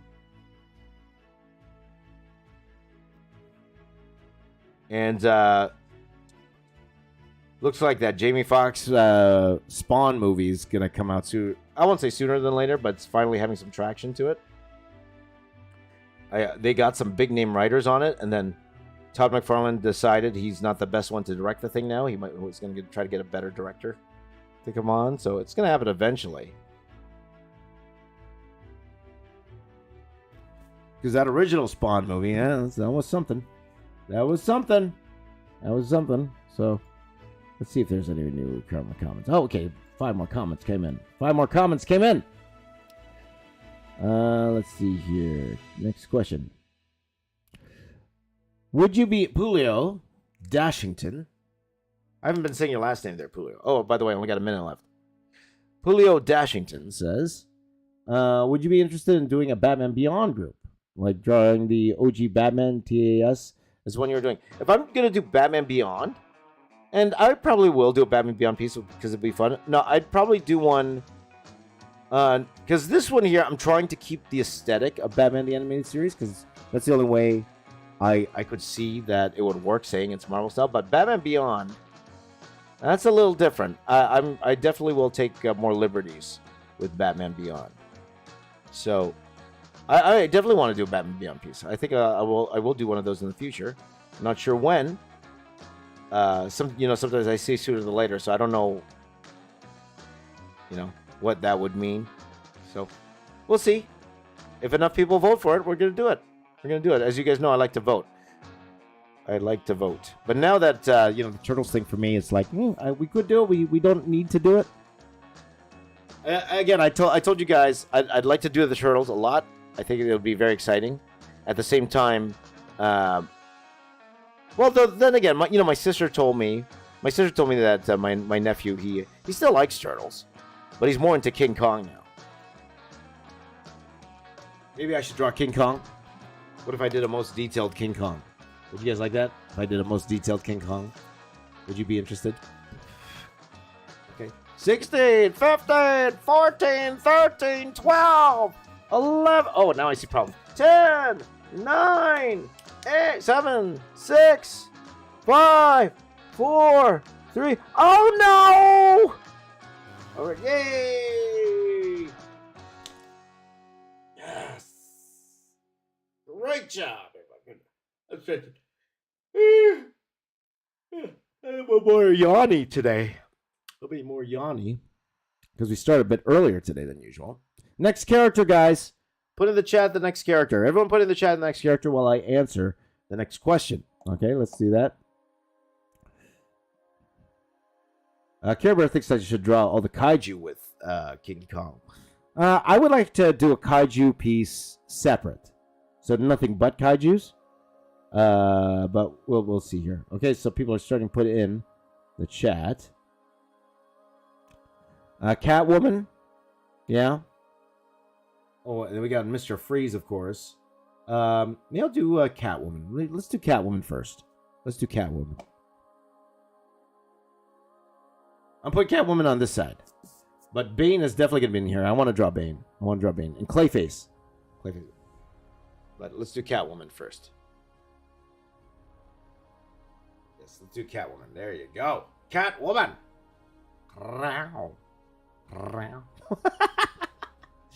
Catwoman. 1 second, let me just change out my battery. Let's get going on it. Right.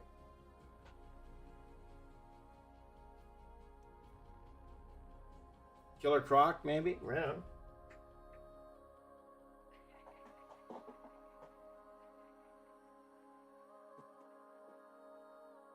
I'm gonna bring the other battery out here. Get that ready to go if my battery runs out again.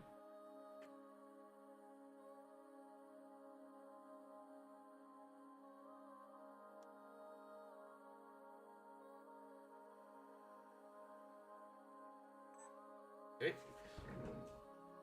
So next one. So Catwoman, let's go.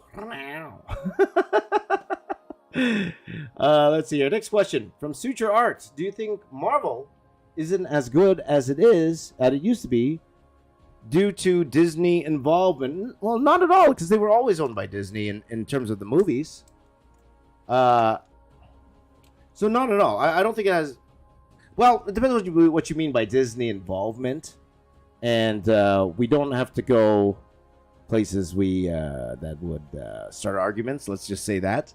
Okay, we don't need to go there. But again,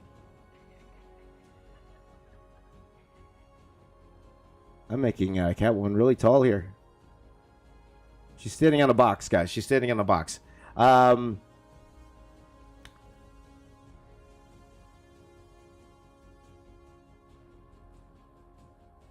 Hold on. I'm just trying to figure out this Catwoman.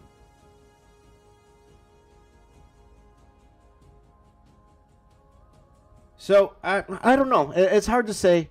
It's hard to say because it's the same. It's the same people. It's the same producers.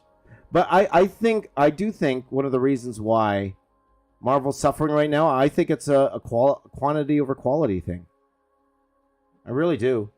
They're just putting out way too much stuff. Like how many we went from 3 movies a year, and then pandemic, right? And now there's like one every month now, right? Or it seems that way, right? There's like one property every month now, one new thing.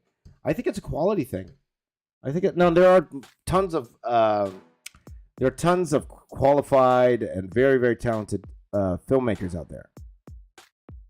Lots and lots and lots and lots. And Marvel's able to find these diamonds in the rough to make all their movies. But there's only one Kevin Feige, and Kevin's been definitely stretched thin, as the saying goes. Right? He's got so much on his plate, Kevin. Because not only that, like he handles all of Marvel, right? He handles all of Marvel. He also handles, I believe, he oversees comics. He oversees a lot of stuff in Marvel. I really think he's just stretched thin. Though they say there's a plan, and it will all make sense at the end, and we'll see. But I have a feeling that even if that's the case, that's great for all of us that watch every single thing, and not great for the regular fan. You know, but I do think that's the biggest problem. I think they're just putting out way too much stuff that they're not really focusing in on the quality of things. Because again, a lot of these shows, you know, and I don't think that's their fault. I think that was the mandate. You got to make these shows because we want people to get the streaming service, and I get that. But I think it really hurt the overall quality of the universe. It's too much. It's an oversaturation problem, you know.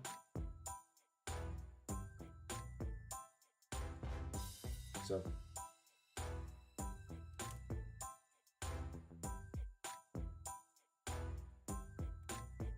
But again, there's other reasons I'm not going to go into. I'm definitely not going to go into. So let's just keep it at that, okay? Let's just keep it at that, okay? Let's move on before people start fighting in the chat here. Let's go. There you go. We're not getting into that. All right. Commando Vic, my buddy Commando Vic's here. Would you draw as much horror characters as possible? Peace. I thought you were going to say please, but peace. Make up many horror characters as possible, peace. Probably not. Not Commando Vic, mainly because, again, I try to make this channel as family friendly as I can. Now, I know there's some, you know, Deadpool is not family friendly. Deadpool is definitely not family friendly. But for the most part, because also, you know, I have a kid show. You guys know that. I have a kid show. I want kids who watch that kid show to also come to my regular channel and feel safe. And for parents that let their kids watch my kid show, and you know, be able to come to my channel and feel they're okay letting their kids watch my channel.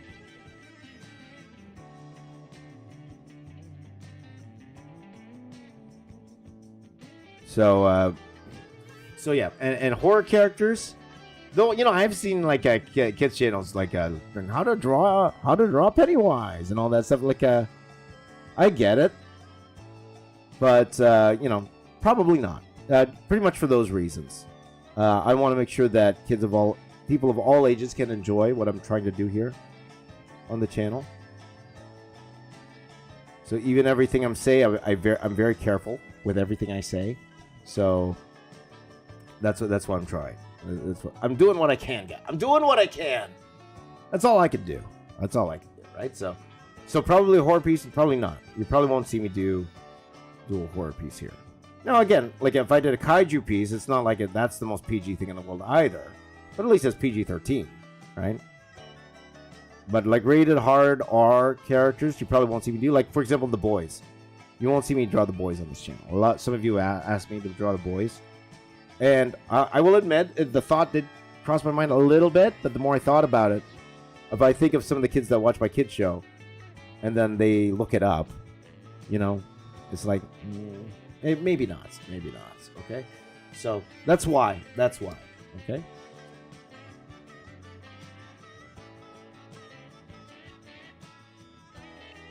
So, but a great question though, Vic. Great question for sure.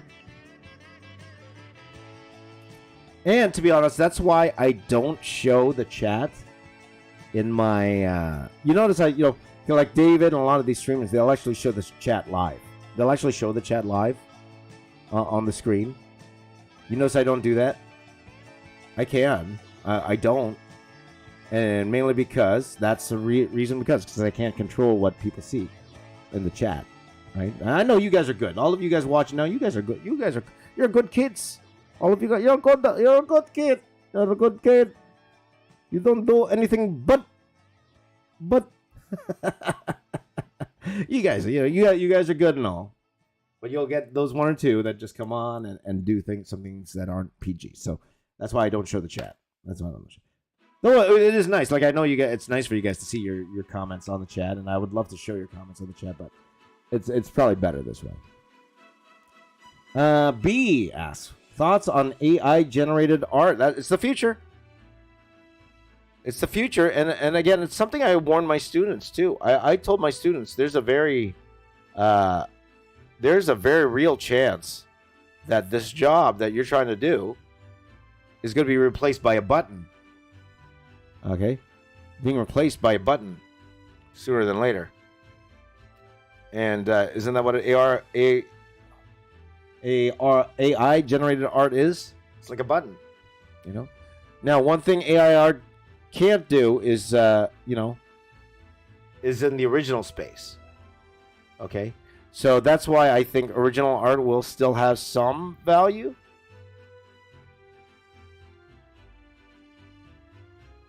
Over AI art, so when people know that, somebody hand painted a painting or drawn something, I think that adds value to it. That knowing that a human did that, so I don't think the original art market will suffer, but it will hurt artists. At the end of the day, it will, because it's just starting, right? It's just starting, and eventually it will get to the point where I could say, draw a mashup of, just say, hey Google, make a mashup of all the animated characters combined, and it's going to look better than anything I could have come up with.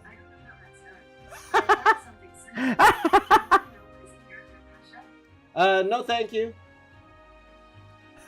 I forgot Google was here. Google's talking to me. I forgot, but that's gonna come eventually. So that's why you young artists, I would tell you guys, you need to stay on top of these things. You really do. You really make. You really need to stay on top of what's coming out and what's new, and then figure out how to use that to your advantage. Okay, because it's just the way the world's. It's not going to stop. You're going to put millions of people out of job. No, but it's cheaper and easier for companies.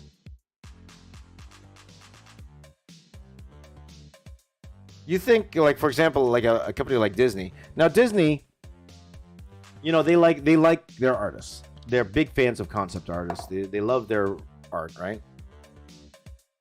But when it comes to paying a poster artist like $90,000 or so, $100,000 for a movie poster, when all they gotta do is say, "Hey, artificial intelligence, make me a movie poster about this movie," and then immediately they have this amazing piece of art, and they just need to pay for the usage of the technology. They're gonna do that, you know that.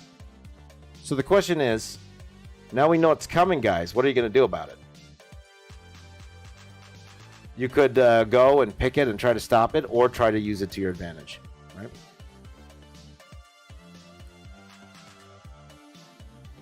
So it's coming. Nothing you can do about it. It's coming. So that's my challenge to you guys. What are you going to do about it? Learn it. Figure out how you could learn the software. Learn how you could apply it. Like the Corridor guys, right? Didn't they use AI for that cool video that they did with the Spider-Verse thingy, right? So, yeah. AI Predicott says AI will never take the place of real art. It's nice to say, and I want to believe you. I don't know, man. I don't know. Call me the pessimist. I don't know. I think kids today, if they're into art, they're like artists. Those people who are really, really into people drawing things, they're artists like us, or have that.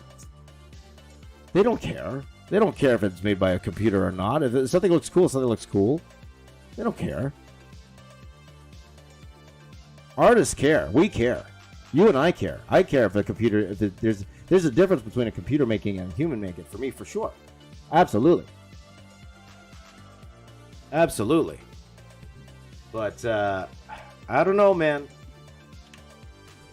Because if I were you guys, I wouldn't bank on it failing. I would bank on it being here for a long time and figuring out, okay, but I want to be an artist growing up. How can I make a career in this world that's going to be where most of the people will just go to AI generated art for their businesses? Because that's the hard part about this. You're going to lose at least half your clients because it's for them. It'll be cheaper to go the AI solution than our solution, right?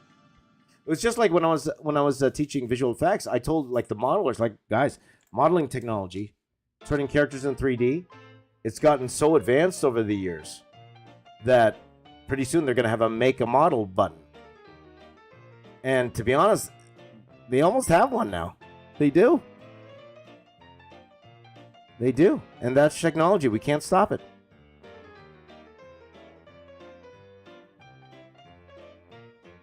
It's just like self-driving cars, right?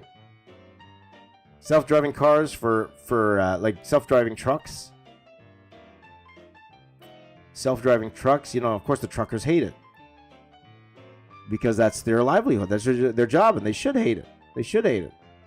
But when it becomes cheaper for companies to use self-driving trucks, when it's more efficient for companies to use self-driving trucks, they're going to start using self-driving trucks. Because it's going to save their money. Right? That's just the way it is. So I think it's better to prepare for the worst. Hope for the best, prepare for the worst. I always say that. Right? So, there you go. Okay, well, that's good enough for Catwoman, I think, guys. Right? Okay, that's good enough. Let's do another character, guys. Give me another character, my friends. Give me another character.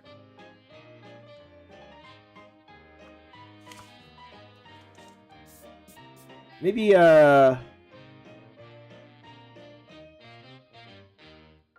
me another character, guys. Give me another character. Let's see here. Clayface. We could do Clayface in the background, but we'll see. Oh, Penguin. We could do Penguin. Let's do Penguin. I like that, Joseph. Let's do Penguin because Penguin's small, so I could do like a little ugly, creepy Penguin over here on the side beside Harley.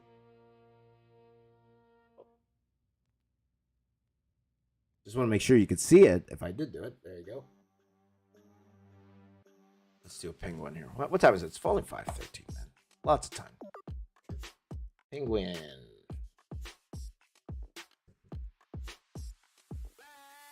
Let's do Penguin. This Penguin's a little stumpy. Okay, let's. I'm gonna add. 15 minutes is good. Here we go. Penguin in 3, 2, 1. Let's go. So that's my thoughts. B on AI generated art. Okay. And again, guys, all this technology. Hope for the best. Plan for the worst. Okay. But I would say all of you guys who want to get into art right now, it's definitely something. Look into it. I would tell you guys look into it.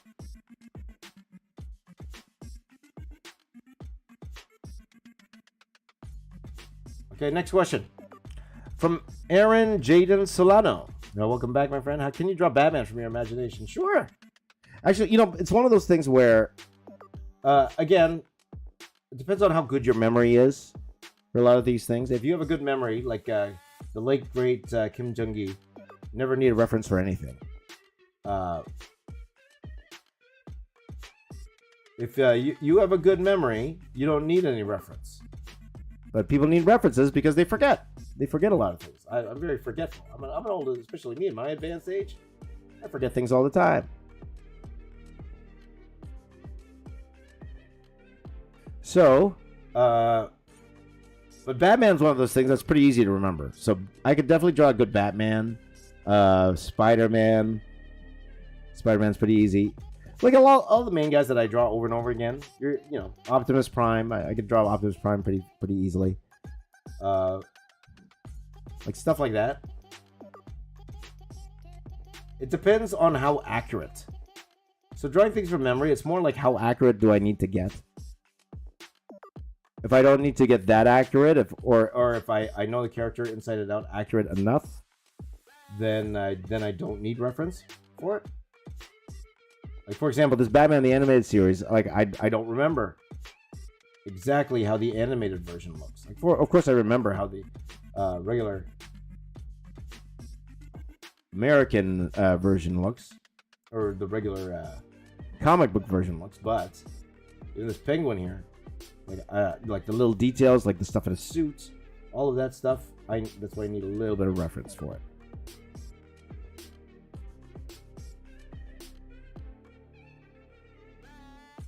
little bit Of reference.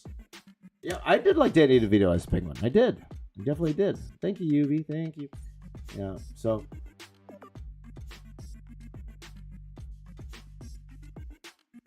So next question from DFL Studios. Would you mash up Green Lantern and The Flash? Usually when I do mashups, I don't really do characters, or it's rare that I do characters from the same universe. Like I've done things like mash up all the Justice League together and stuff like that. So technically I did that. If you added in that I added Superman and Batman and Wonder Woman as well to it. But just the Flash and Green Lantern, would I do it? Yeah, I'd do anything. I do maybe. It's not high on the priority list. Not high on the priority list, but it's not something I dread doing. So maybe. But definitely not soon. Not soon. Not right now. Not right now. So, let's see there. Next question. Brian Blevins. Will this piece be for sale? If so, where? Not sure. I might open my store up again, guys. I might open it up. Might be a little late to open it up before the holidays, but I am seriously considering opening it up. Maybe even next week. Guys, bring the store back.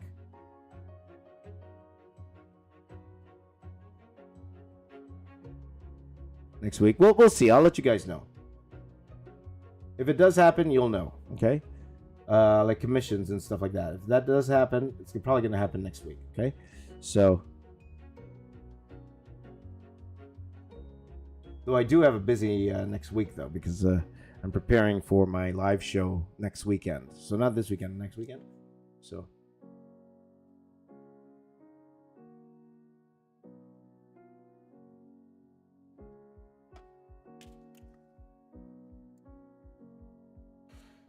Let's see here.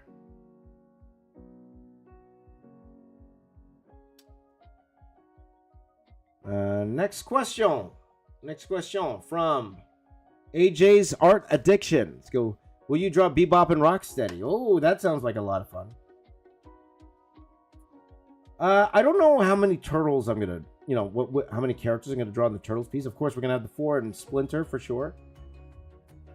Like, because we could do like a good guy piece and a bad guy piece.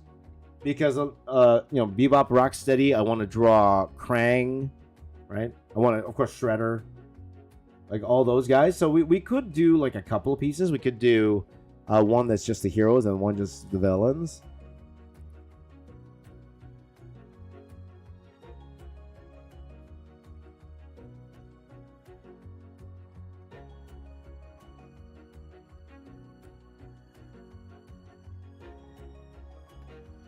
I don't, because usually I won't draw like this where I'm actually having the villains with the heroes.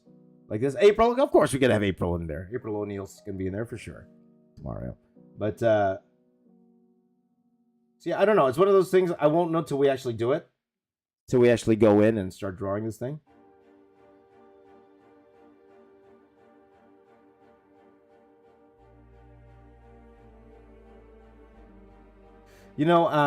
What's his name? Colin Farrell did a fantastic job as the Penguin in what's it called? In the Batman movie. You know who would make a good Penguin? You know who would make a good Penguin? Who could play a good Penguin? Hear me out. Well, you don't have to hear me out, but I think a person who would play a really great Penguin, Paul Heyman. I think Paul Heyman would play a fantastic Penguin. I think he'd be great playing the Penguin. Okay, but that's just me. That's just me. For those of you, if you know, you know. If you know, you know. Some of you won't even know who that is. But I think Paul Heyman would make a fantastic Penguin. All right, wrestling fans here. Let's see here. Paul Heyman. You just see him, right? I'm drawing this right now, and I'm like, yeah, that's Paul Heyman. Okay, there you go.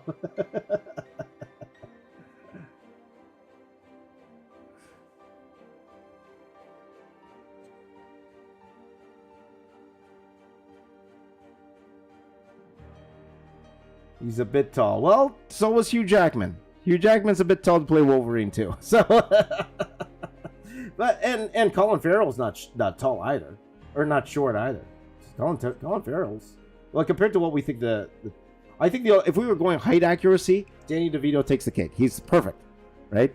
Danny DeVito's just perfect for him, right?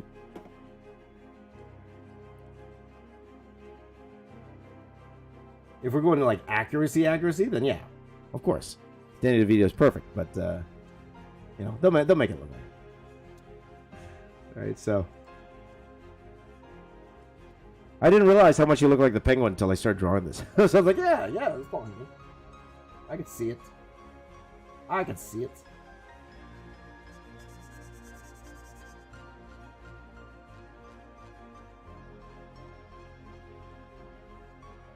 I remember my first... let me tell you this story, okay? Let me tell you this story. When I was working at Dreamwave, a long time ago... Oh, the audio's off. Oh, no, it's not. When I was working at a company called Dreamwave Productions, long time, and the wrestler, the Canadian wrestler Edge, he was a big fan of the comics that we were doing at the time. So he gave the company, I think, 6 free second row tickets to SmackDown. Okay, this is a long time ago. This is like early 2000s. Okay, early 2000s. Out of the company, I was the only wrestling fan there, so I was really the only one who cared about going. I was so excited. Right, to go when I heard that they had those wrestling tickets. I was so excited to go. And then I get a call. From one of the producers at the studio. His name's Adam. He gave me a call later that day, and he goes, well, James, you know what, we're kind of busy here, we're trying to get these books out and stuff. Would you like to take all the tickets? And I'm like, oh, really? I'll take all those tickets. And then I went to my wife, and he goes, "Oh wow, they gave me all the tickets. I got 6 tickets Second row. Second row. And my wife's like, great, we could invite my brother, my cousin, and I'm like, yes, dear. I was able to invite one friend. And one friend came with us, right? But I had something to do that night, so we actually came late to the show. So we actually got there during the actual SmackDown live show already. Like the first match already took place. I think it was Edge and Rey Mysterio versus somebody, and they just won. And when we got there, somebody was sitting in our seats. Somebody sat in our seats, and the security guy chased them out. It was funny. So we sat down there. And it's hard for me to say this. I will say this. I will say it, though. There was somebody there that kind of smelled like poo. I'll be honest. There's one fan there. It's like smelled like poo. Wasn't the most pleasant thing in the world, but the show made up for it. But kind of smelled like poo. But when I went to the AEW show a few weeks ago, somebody came and sat down, and it kind of smelled like poo. I don't know if it's the same guy or not. But still, regardless, we still had fun. But anyway, that's not beside the point of the story. So at the end of the story, at the end of the night, great night of wrestling. I think it was Brock and Undertaker at the end, and Brock was wearing a cast, and he was beating up Lesnar with his cast, and the cast was all bloody and stuff. It was really cool to see when you're only 2 rows behind, right? So it's great. It's great. You smell what the Rock is cooking. It was great. It was great to watch. And then after that, okay, so the camera stopped rolling, and usually after, they want to give the fans that attend live, after the show's done, they want to give the fans live something. So, The Undertaker, he was there, and he was doing some teases that he was going to chokeslam Paul Heyman. And then he did it, right? So he went and he chokeslammed Paul Heyman. And then he bowed to the crowd. He bowed like this. He chokeslammed and he did bow, and everyone's cheers like, yay! And then he left. The show was done, but Paul Heyman's still lying down in the ring. Okay, he's still lying down in the ring. And we're walking out, and Paul Heyman, he's there for like a good 20 minutes, right? He's just lying down, Paul Heyman, right? Then he grabs the mic while we're walking out, and then he's there and he's like this. He goes, I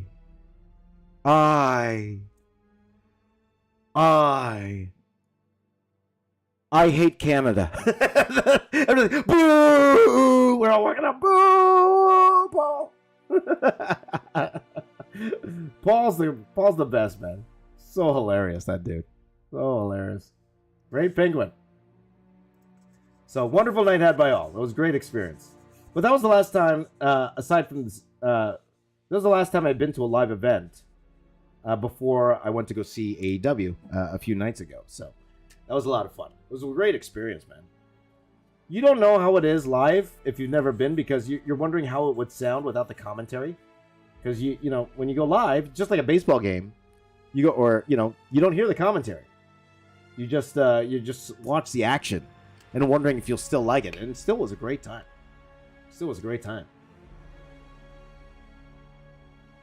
What's wrong with that story, Arnav? What's wrong with that story? Arnav didn't like my story. Okay, you're banned. You're banned. Goodbye. He didn't like my story. I banned the guy because he didn't like my story. That's what you get, guys. You guys have to love all my stories. You have to love all my stories, or you're banned. There you go. You're not banned. I just won't answer your questions. That's all. Petty much, James? Oh, 33 seconds, guys. 33 seconds. Petty much. See? No. DFL loves my story. You're not banned. You're not banned, DFL. You're not banned. There you go. Stars ask, what's AEW? AEW is like a competition to WWE. They're their competition. Their first real competition in years. Like serious competition with serious money behind it. The owners of the company, they own the Jacksonville Jaguars. They own, which They own a football club in Europe. I forgot which one. They own a football club. A lot of money. They have a lot of money. So, it's the first time there was actual wrestling competition since the... And you know what? Whether you like them or not, and I forgot who it was here, hates AEW, and that's fine. Competition improves everybody, right? Competition improves everybody, okay? And ever since... Oh, timer went off. That's okay. I'm just going to finish this. Ever since they came along, because I wasn't a fan of the WWE product in let's see, before they came along, like 2018. I didn't like what they were doing. I wasn't a big fan of it. But competition, it brings out the best in everybody. Competition brings out the best in anybody. When you have somebody to compete against, it brings out the best. That's why wrestling was so popular in the late 90s, early 2000s. It was the competition that drove it. And it's the competition that drove it. And I was just happy to see competition because I think it worked. I think it drove the WWE to be better. Right? It drives Triple H, who's running WWE right now, in terms of the creative, every day because of that competition. Now, he won't say that. He won't say it's because of AEW. He'll say because it's video games and movies and stuff. But of course he's looking at it. So, for those of you who are really loving the WWE product right now, you should thank AEW for a lot of that. Because a lot of the moves they're making, it's to kind of help combat AEW. So you don't have to like AEW. You don't have to like it at all. So if you don't like it at all, that's great. I think that's fantastic. But don't deny that helped. That helped shape what you see on TV right now. So, okay, let's move on, guys. I went way over on the Penguin here. It was only 15 minutes, right? I only give myself 15 minutes for the Penguin.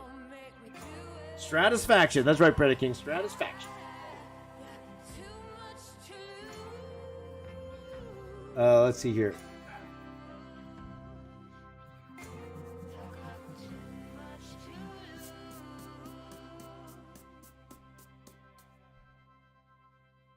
Let's see here.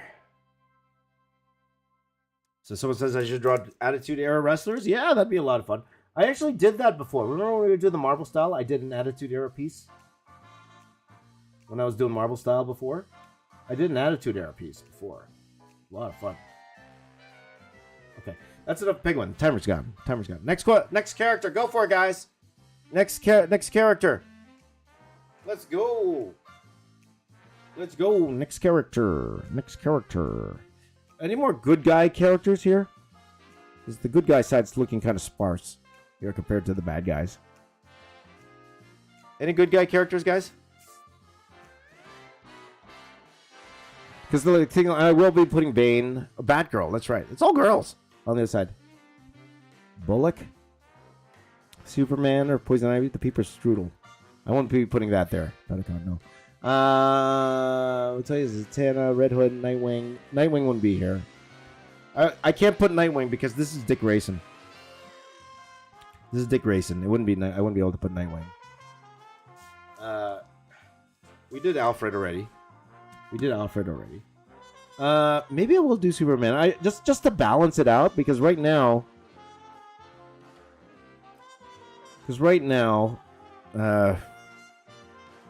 Not many good guys. I think so. I think we're gonna do Superman. I'm gonna put Superman here, but I can put him in the corner here. Superman, just to kind of balance it out.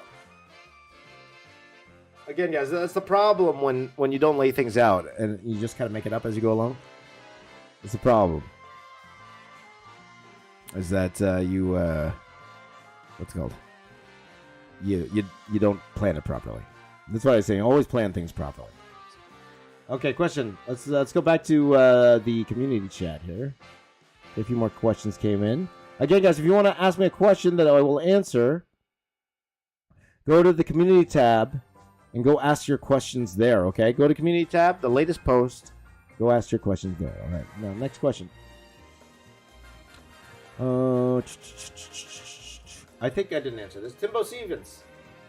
asks, "Hey James, got a question for you. What's your favorite animated TV show you like, and why?"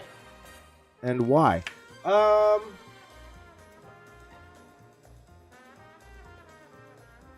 That's a good question. I don't really watch many anything. Pretty much all I watch these days is Andor, and that's just at the gym because I need something to watch. I don't really watch any TV at all these days. I used to be a big Family Guy watcher. I used to watch Family Guy. When I was in college, especially, where like I would put up, like we had this big screen, and then late at night, we just put up Family Guy and watch Family Guy over and over again. It gets tiresome after a while. It does, watching Family Guy over and over and over again.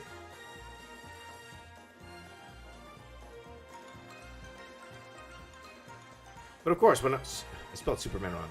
I spelled Superman wrong. I put I shouldn't even say that one. Oh boy.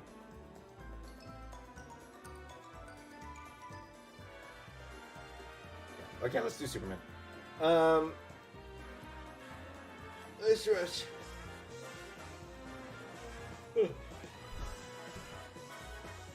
But yeah, I don't really watch that many shows. I think the last series I actually sat down and watched, like I had glimpses of Avatar and all those type of shows. The last one I actually sat down and watched full episodes, I think actually was Demon Slayer. That was the last one because my kids were watching it, and we were kind of planning on watching the movie, but then I never finished it.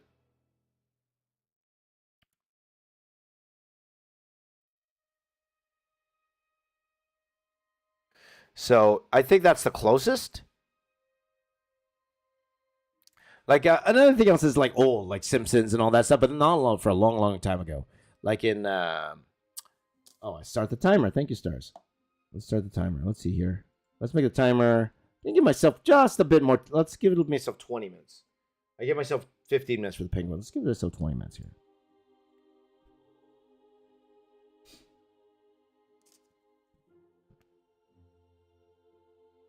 But Ren and Stimpy, I used to watch Ren and Stimpy a lot when I was younger. I don't know. Do you guys know who Ren and Stimpy is?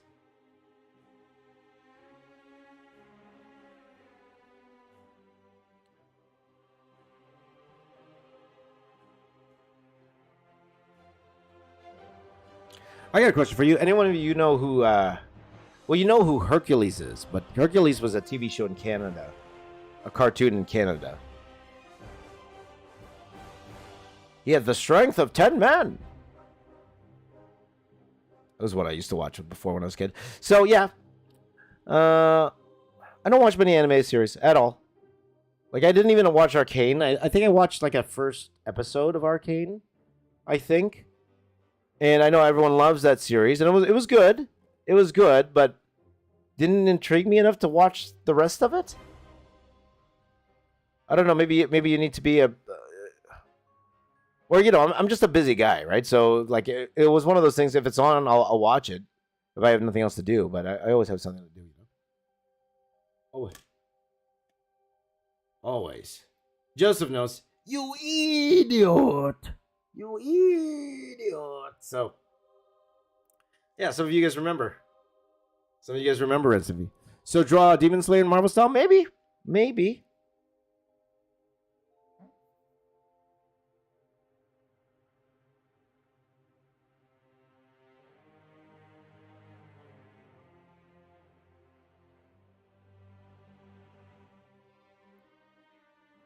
Maybe.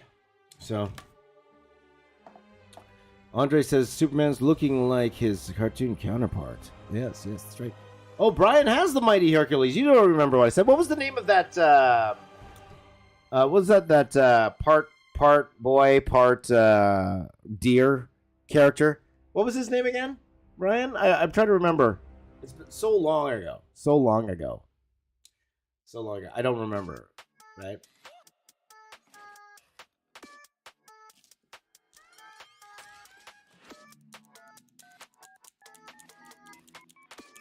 Oh, I'm out of lead. Yes, I'm out of lead. Out of lead. Newton? Was that his name? I think you're right. That was Newton. That's right. That was his name. I remember that.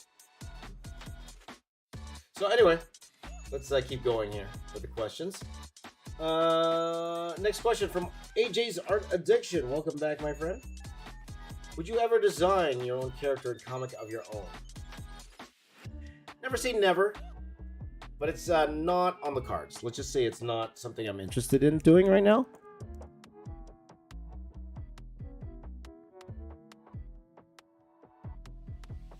You know, I want to be I want to be an inspiration to you guys, but at the same time, I don't have much ambition right now.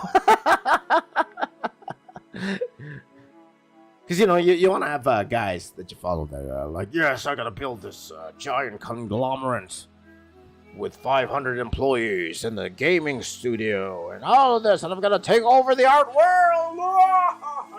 That's not me. That's not me. I just want to sit here and draw with you guys. Let's just have some fun. I just want to turn off my brain. This world's already kooky as it is, This world's already, it's a crazy world we live in right now. Let's just go to a place we could just come in and just draw. You know what I mean? So in terms of making my own comic, you never know. Maybe one day. But not in the cards, nor is it in the ambition. Let's just say that, right? So.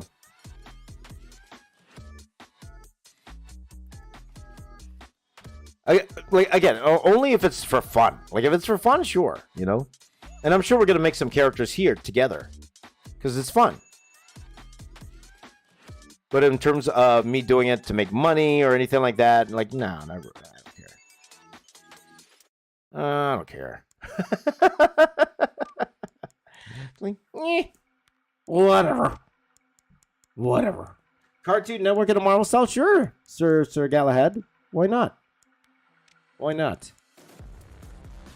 So let's see your question here from Brian Blevins. Welcome back, my friend. Do you do interview shows on other YouTube channels? I should have probably asked before I sent you an invitation. There you go. Very rarely. I will say very rarely. The last one I did, Unbox Therapy, interviewed me. That was the last interview I've done for a channel. Not really. Not right now. It's more of a timing thing. I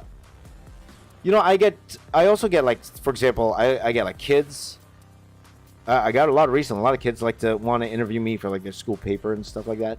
I'd love to do all of them. It's just I don't have time. I got my own responsibilities. I got other things to do.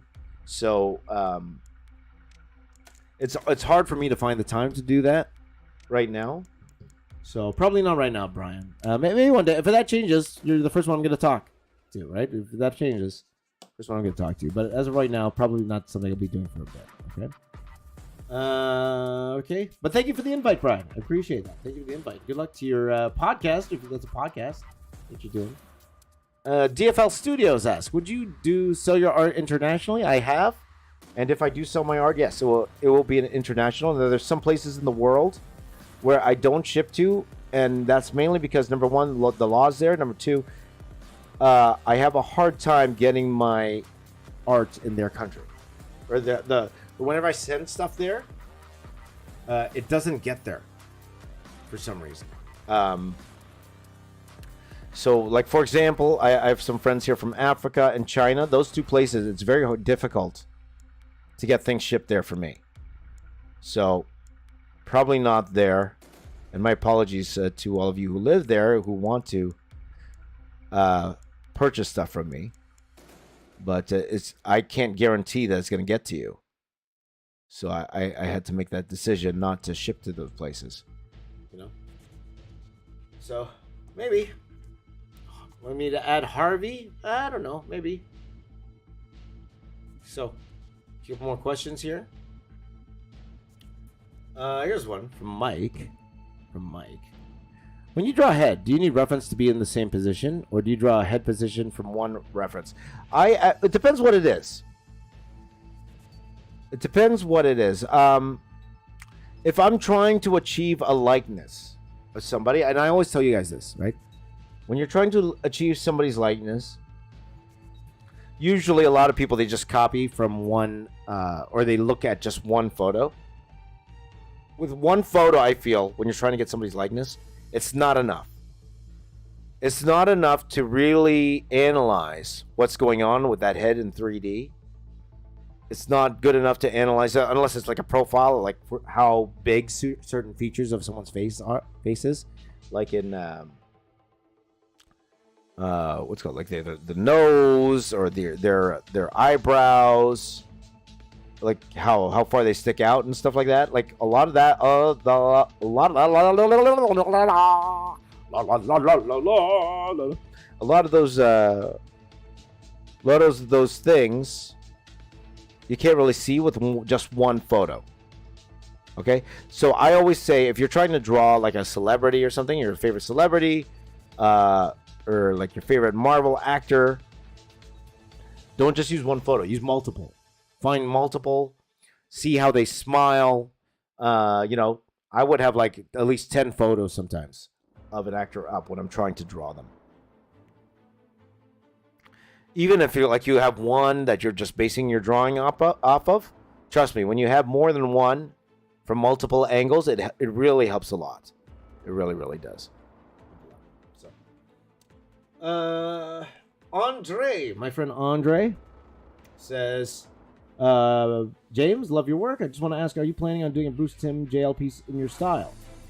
That would be great. Justice League piece? Maybe. Like, this is interesting to me. Like, what we're doing here is interesting to me. It's like doing the animated style, but then just rendering it. In my way, it's very similar to what we do with, whenever I do, like, a Dragon Ball thing. Because if I just did this in my style,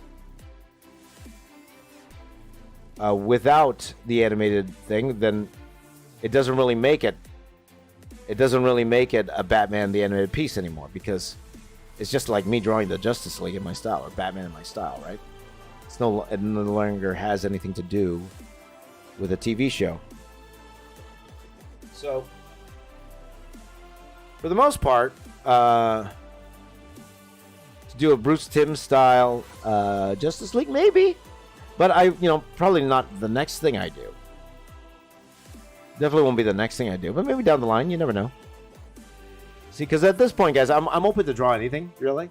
At this point, it's not what's going to get me the most views anymore.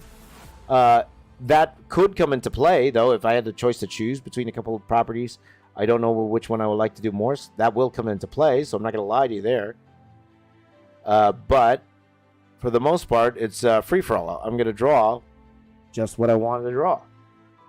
I'm going to need more than 9 minutes, I think, for this. So we'll see. Let's see here.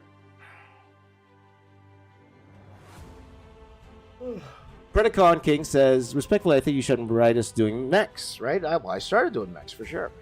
I like Transformers. You could draw anything, but you kill that. For sure. Thank you so much. You and Don Figueroa, a friend of mine. Don Figueroa, lucky guy, got a character named after him in the Transformers movie.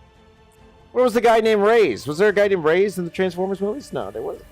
But, yeah. Don't know what happened to him. He's around.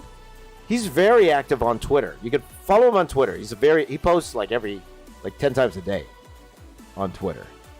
But he's like me, Filipino dude, loves wrestling, big wrestling fan.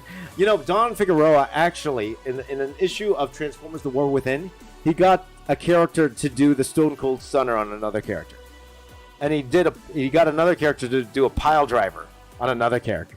And I'm like, oh my gosh, that's fun. That's hilarious. That's hilarious. Okay, yep, Santiago, I will do that.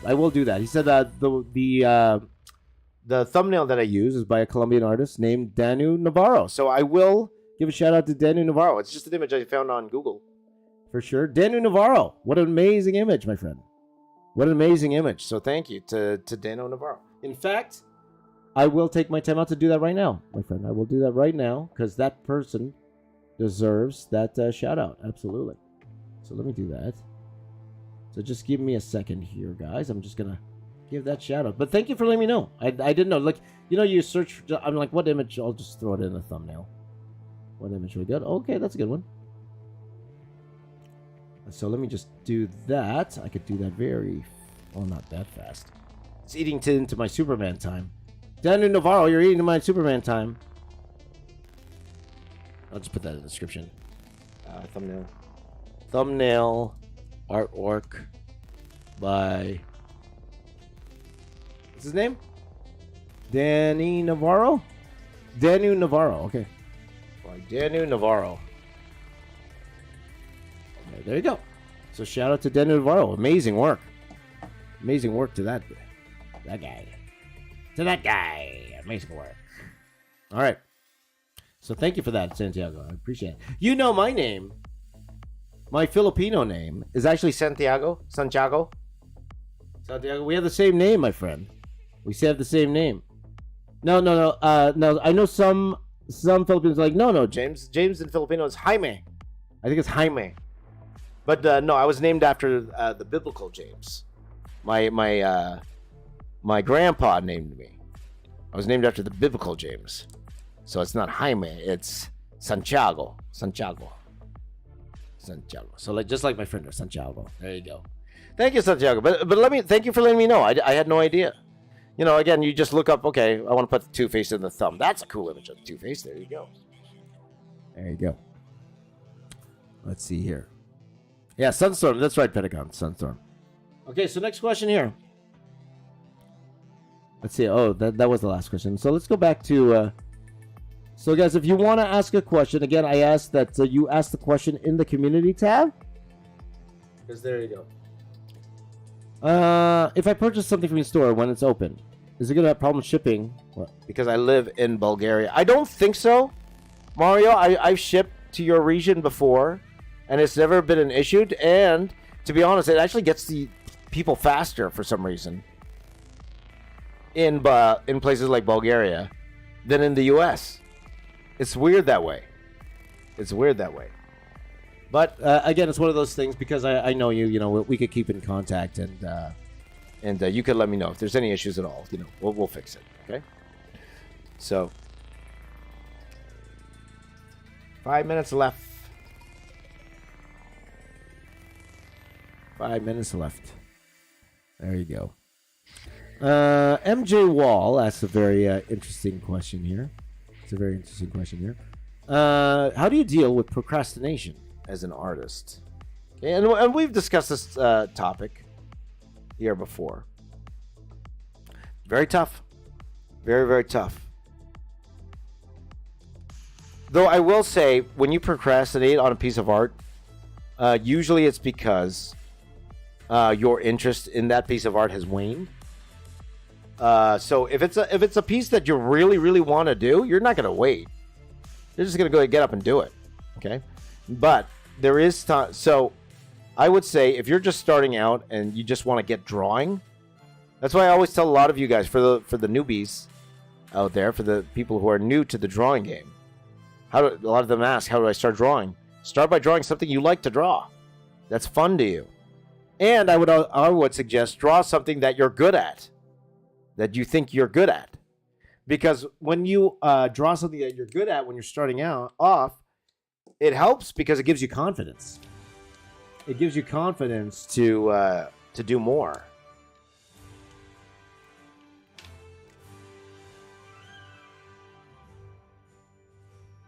So, but because you're procrastinating means that a couple things happen. Either you're starting a piece and maybe you're not that interested in drawing it, but you feel like you need to draw it for some reason, whether that be, I think this would go good on my channel. I think this will get a lot of views. Unfortunately, thinking something will get you a lot of views is not enough of a, it's not enough of a motivating factor. That's what I always found. It's not enough of a motivating factor to draw things. Just because something you think gets views. And again, not saying that that's why you're procrastinating, right? No. I know that's the reason why some procrastinate. But another reason is because they started a drawing and it's not going the way they expected it to. So it feels like they want to stop. They want to stop and take a walk around the block or whatever. But procrastinating, it happens to everybody. Now, here's a tip I have for you. If you are procrastinating, but you need to get something done, okay? And this is hard for a lot of you to do. In fact, I want you to tell me if what I'm about to tell you to do. If you're procrastinating, you need to get work done. You're procrastinating, but you really need to get the work done, okay? And I want you to be honest with me if you could do this in the chat, okay? What I want you to do is leave your phone in the other room. Have nothing in front of you but a piece of paper, a pen, or whatever drawing materials you need. Lock yourself in a room, and that's all that's in the room. A piece of paper, a pen, and nothing else. No food, no TV, no distractions. No distractions. Because I guarantee if that's all you have in that room, and you sit there, even though if you don't want to draw for a little bit, after a while, you're like, I'm bored. I'm going to draw. I'm going to draw. How many of you would do that? Because I know that's hard for a lot of you to do. That's hard for a lot of you to do. I know that. It's hard for me to do. That's why. That's why, right? Now, I know a lot of you will also say, but James, I use the computer for reference. Okay, so what you could do is you could download your reference, okay? Or you could print out your reference. So prepare yourself, everything you need, and then just sit down in the room and do that, right?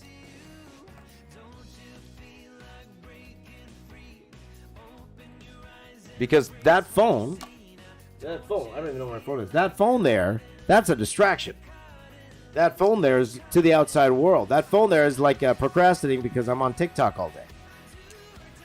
Because TikTok keeps showing me these shiny things. Or Instagram Reels or YouTube Shorts. They're showing me these shiny Reels. A lot of you say you do that already. That's fantastic. That's great. Great. So I would say give that a try. Because what's going to make you do the work is not necessarily you wanting to do the work. It's boredom. It's being boredom. Right? It's family-friendly channel there, Predicate. Family-friendly channel. Boredom. Right?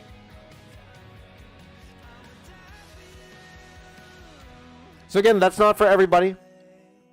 And I get it. Some of you need those things for reference, you know? Yeah, it is what it is. But when you're really in a bind, if you have nothing else to do, that's something to try. Oh, timer went out, man. Timer went out. Timer went out. Okay, there you go. Okay. Hey, you do that already. So, but again, it's one of those things where everyone faces it. That's why I didn't last into the comic book industry. Procrastination. That's why I didn't last. I wasn't professional. I was professional, but then I didn't act professional. I always say that, guys. That's one thing to find a job in comics. It's another to keep it. It's very, very hard to keep a job in comics. It just is. Okay, guys. Next question and next character. Let's do. Let's see here. Bane or Clayface? I think we could start doing some of this characters. Let's do Bane now. Let's do Bane. Okay, a couple more questions came in here. Okay, let's see here. Suture Art asks, "Do I ever consider drawing on going live on Twitch?" I wanted to get the habit in first before I do Twitch. I might do Twitch, yes. I probably will do Twitch very soon, actually. Maybe even next week.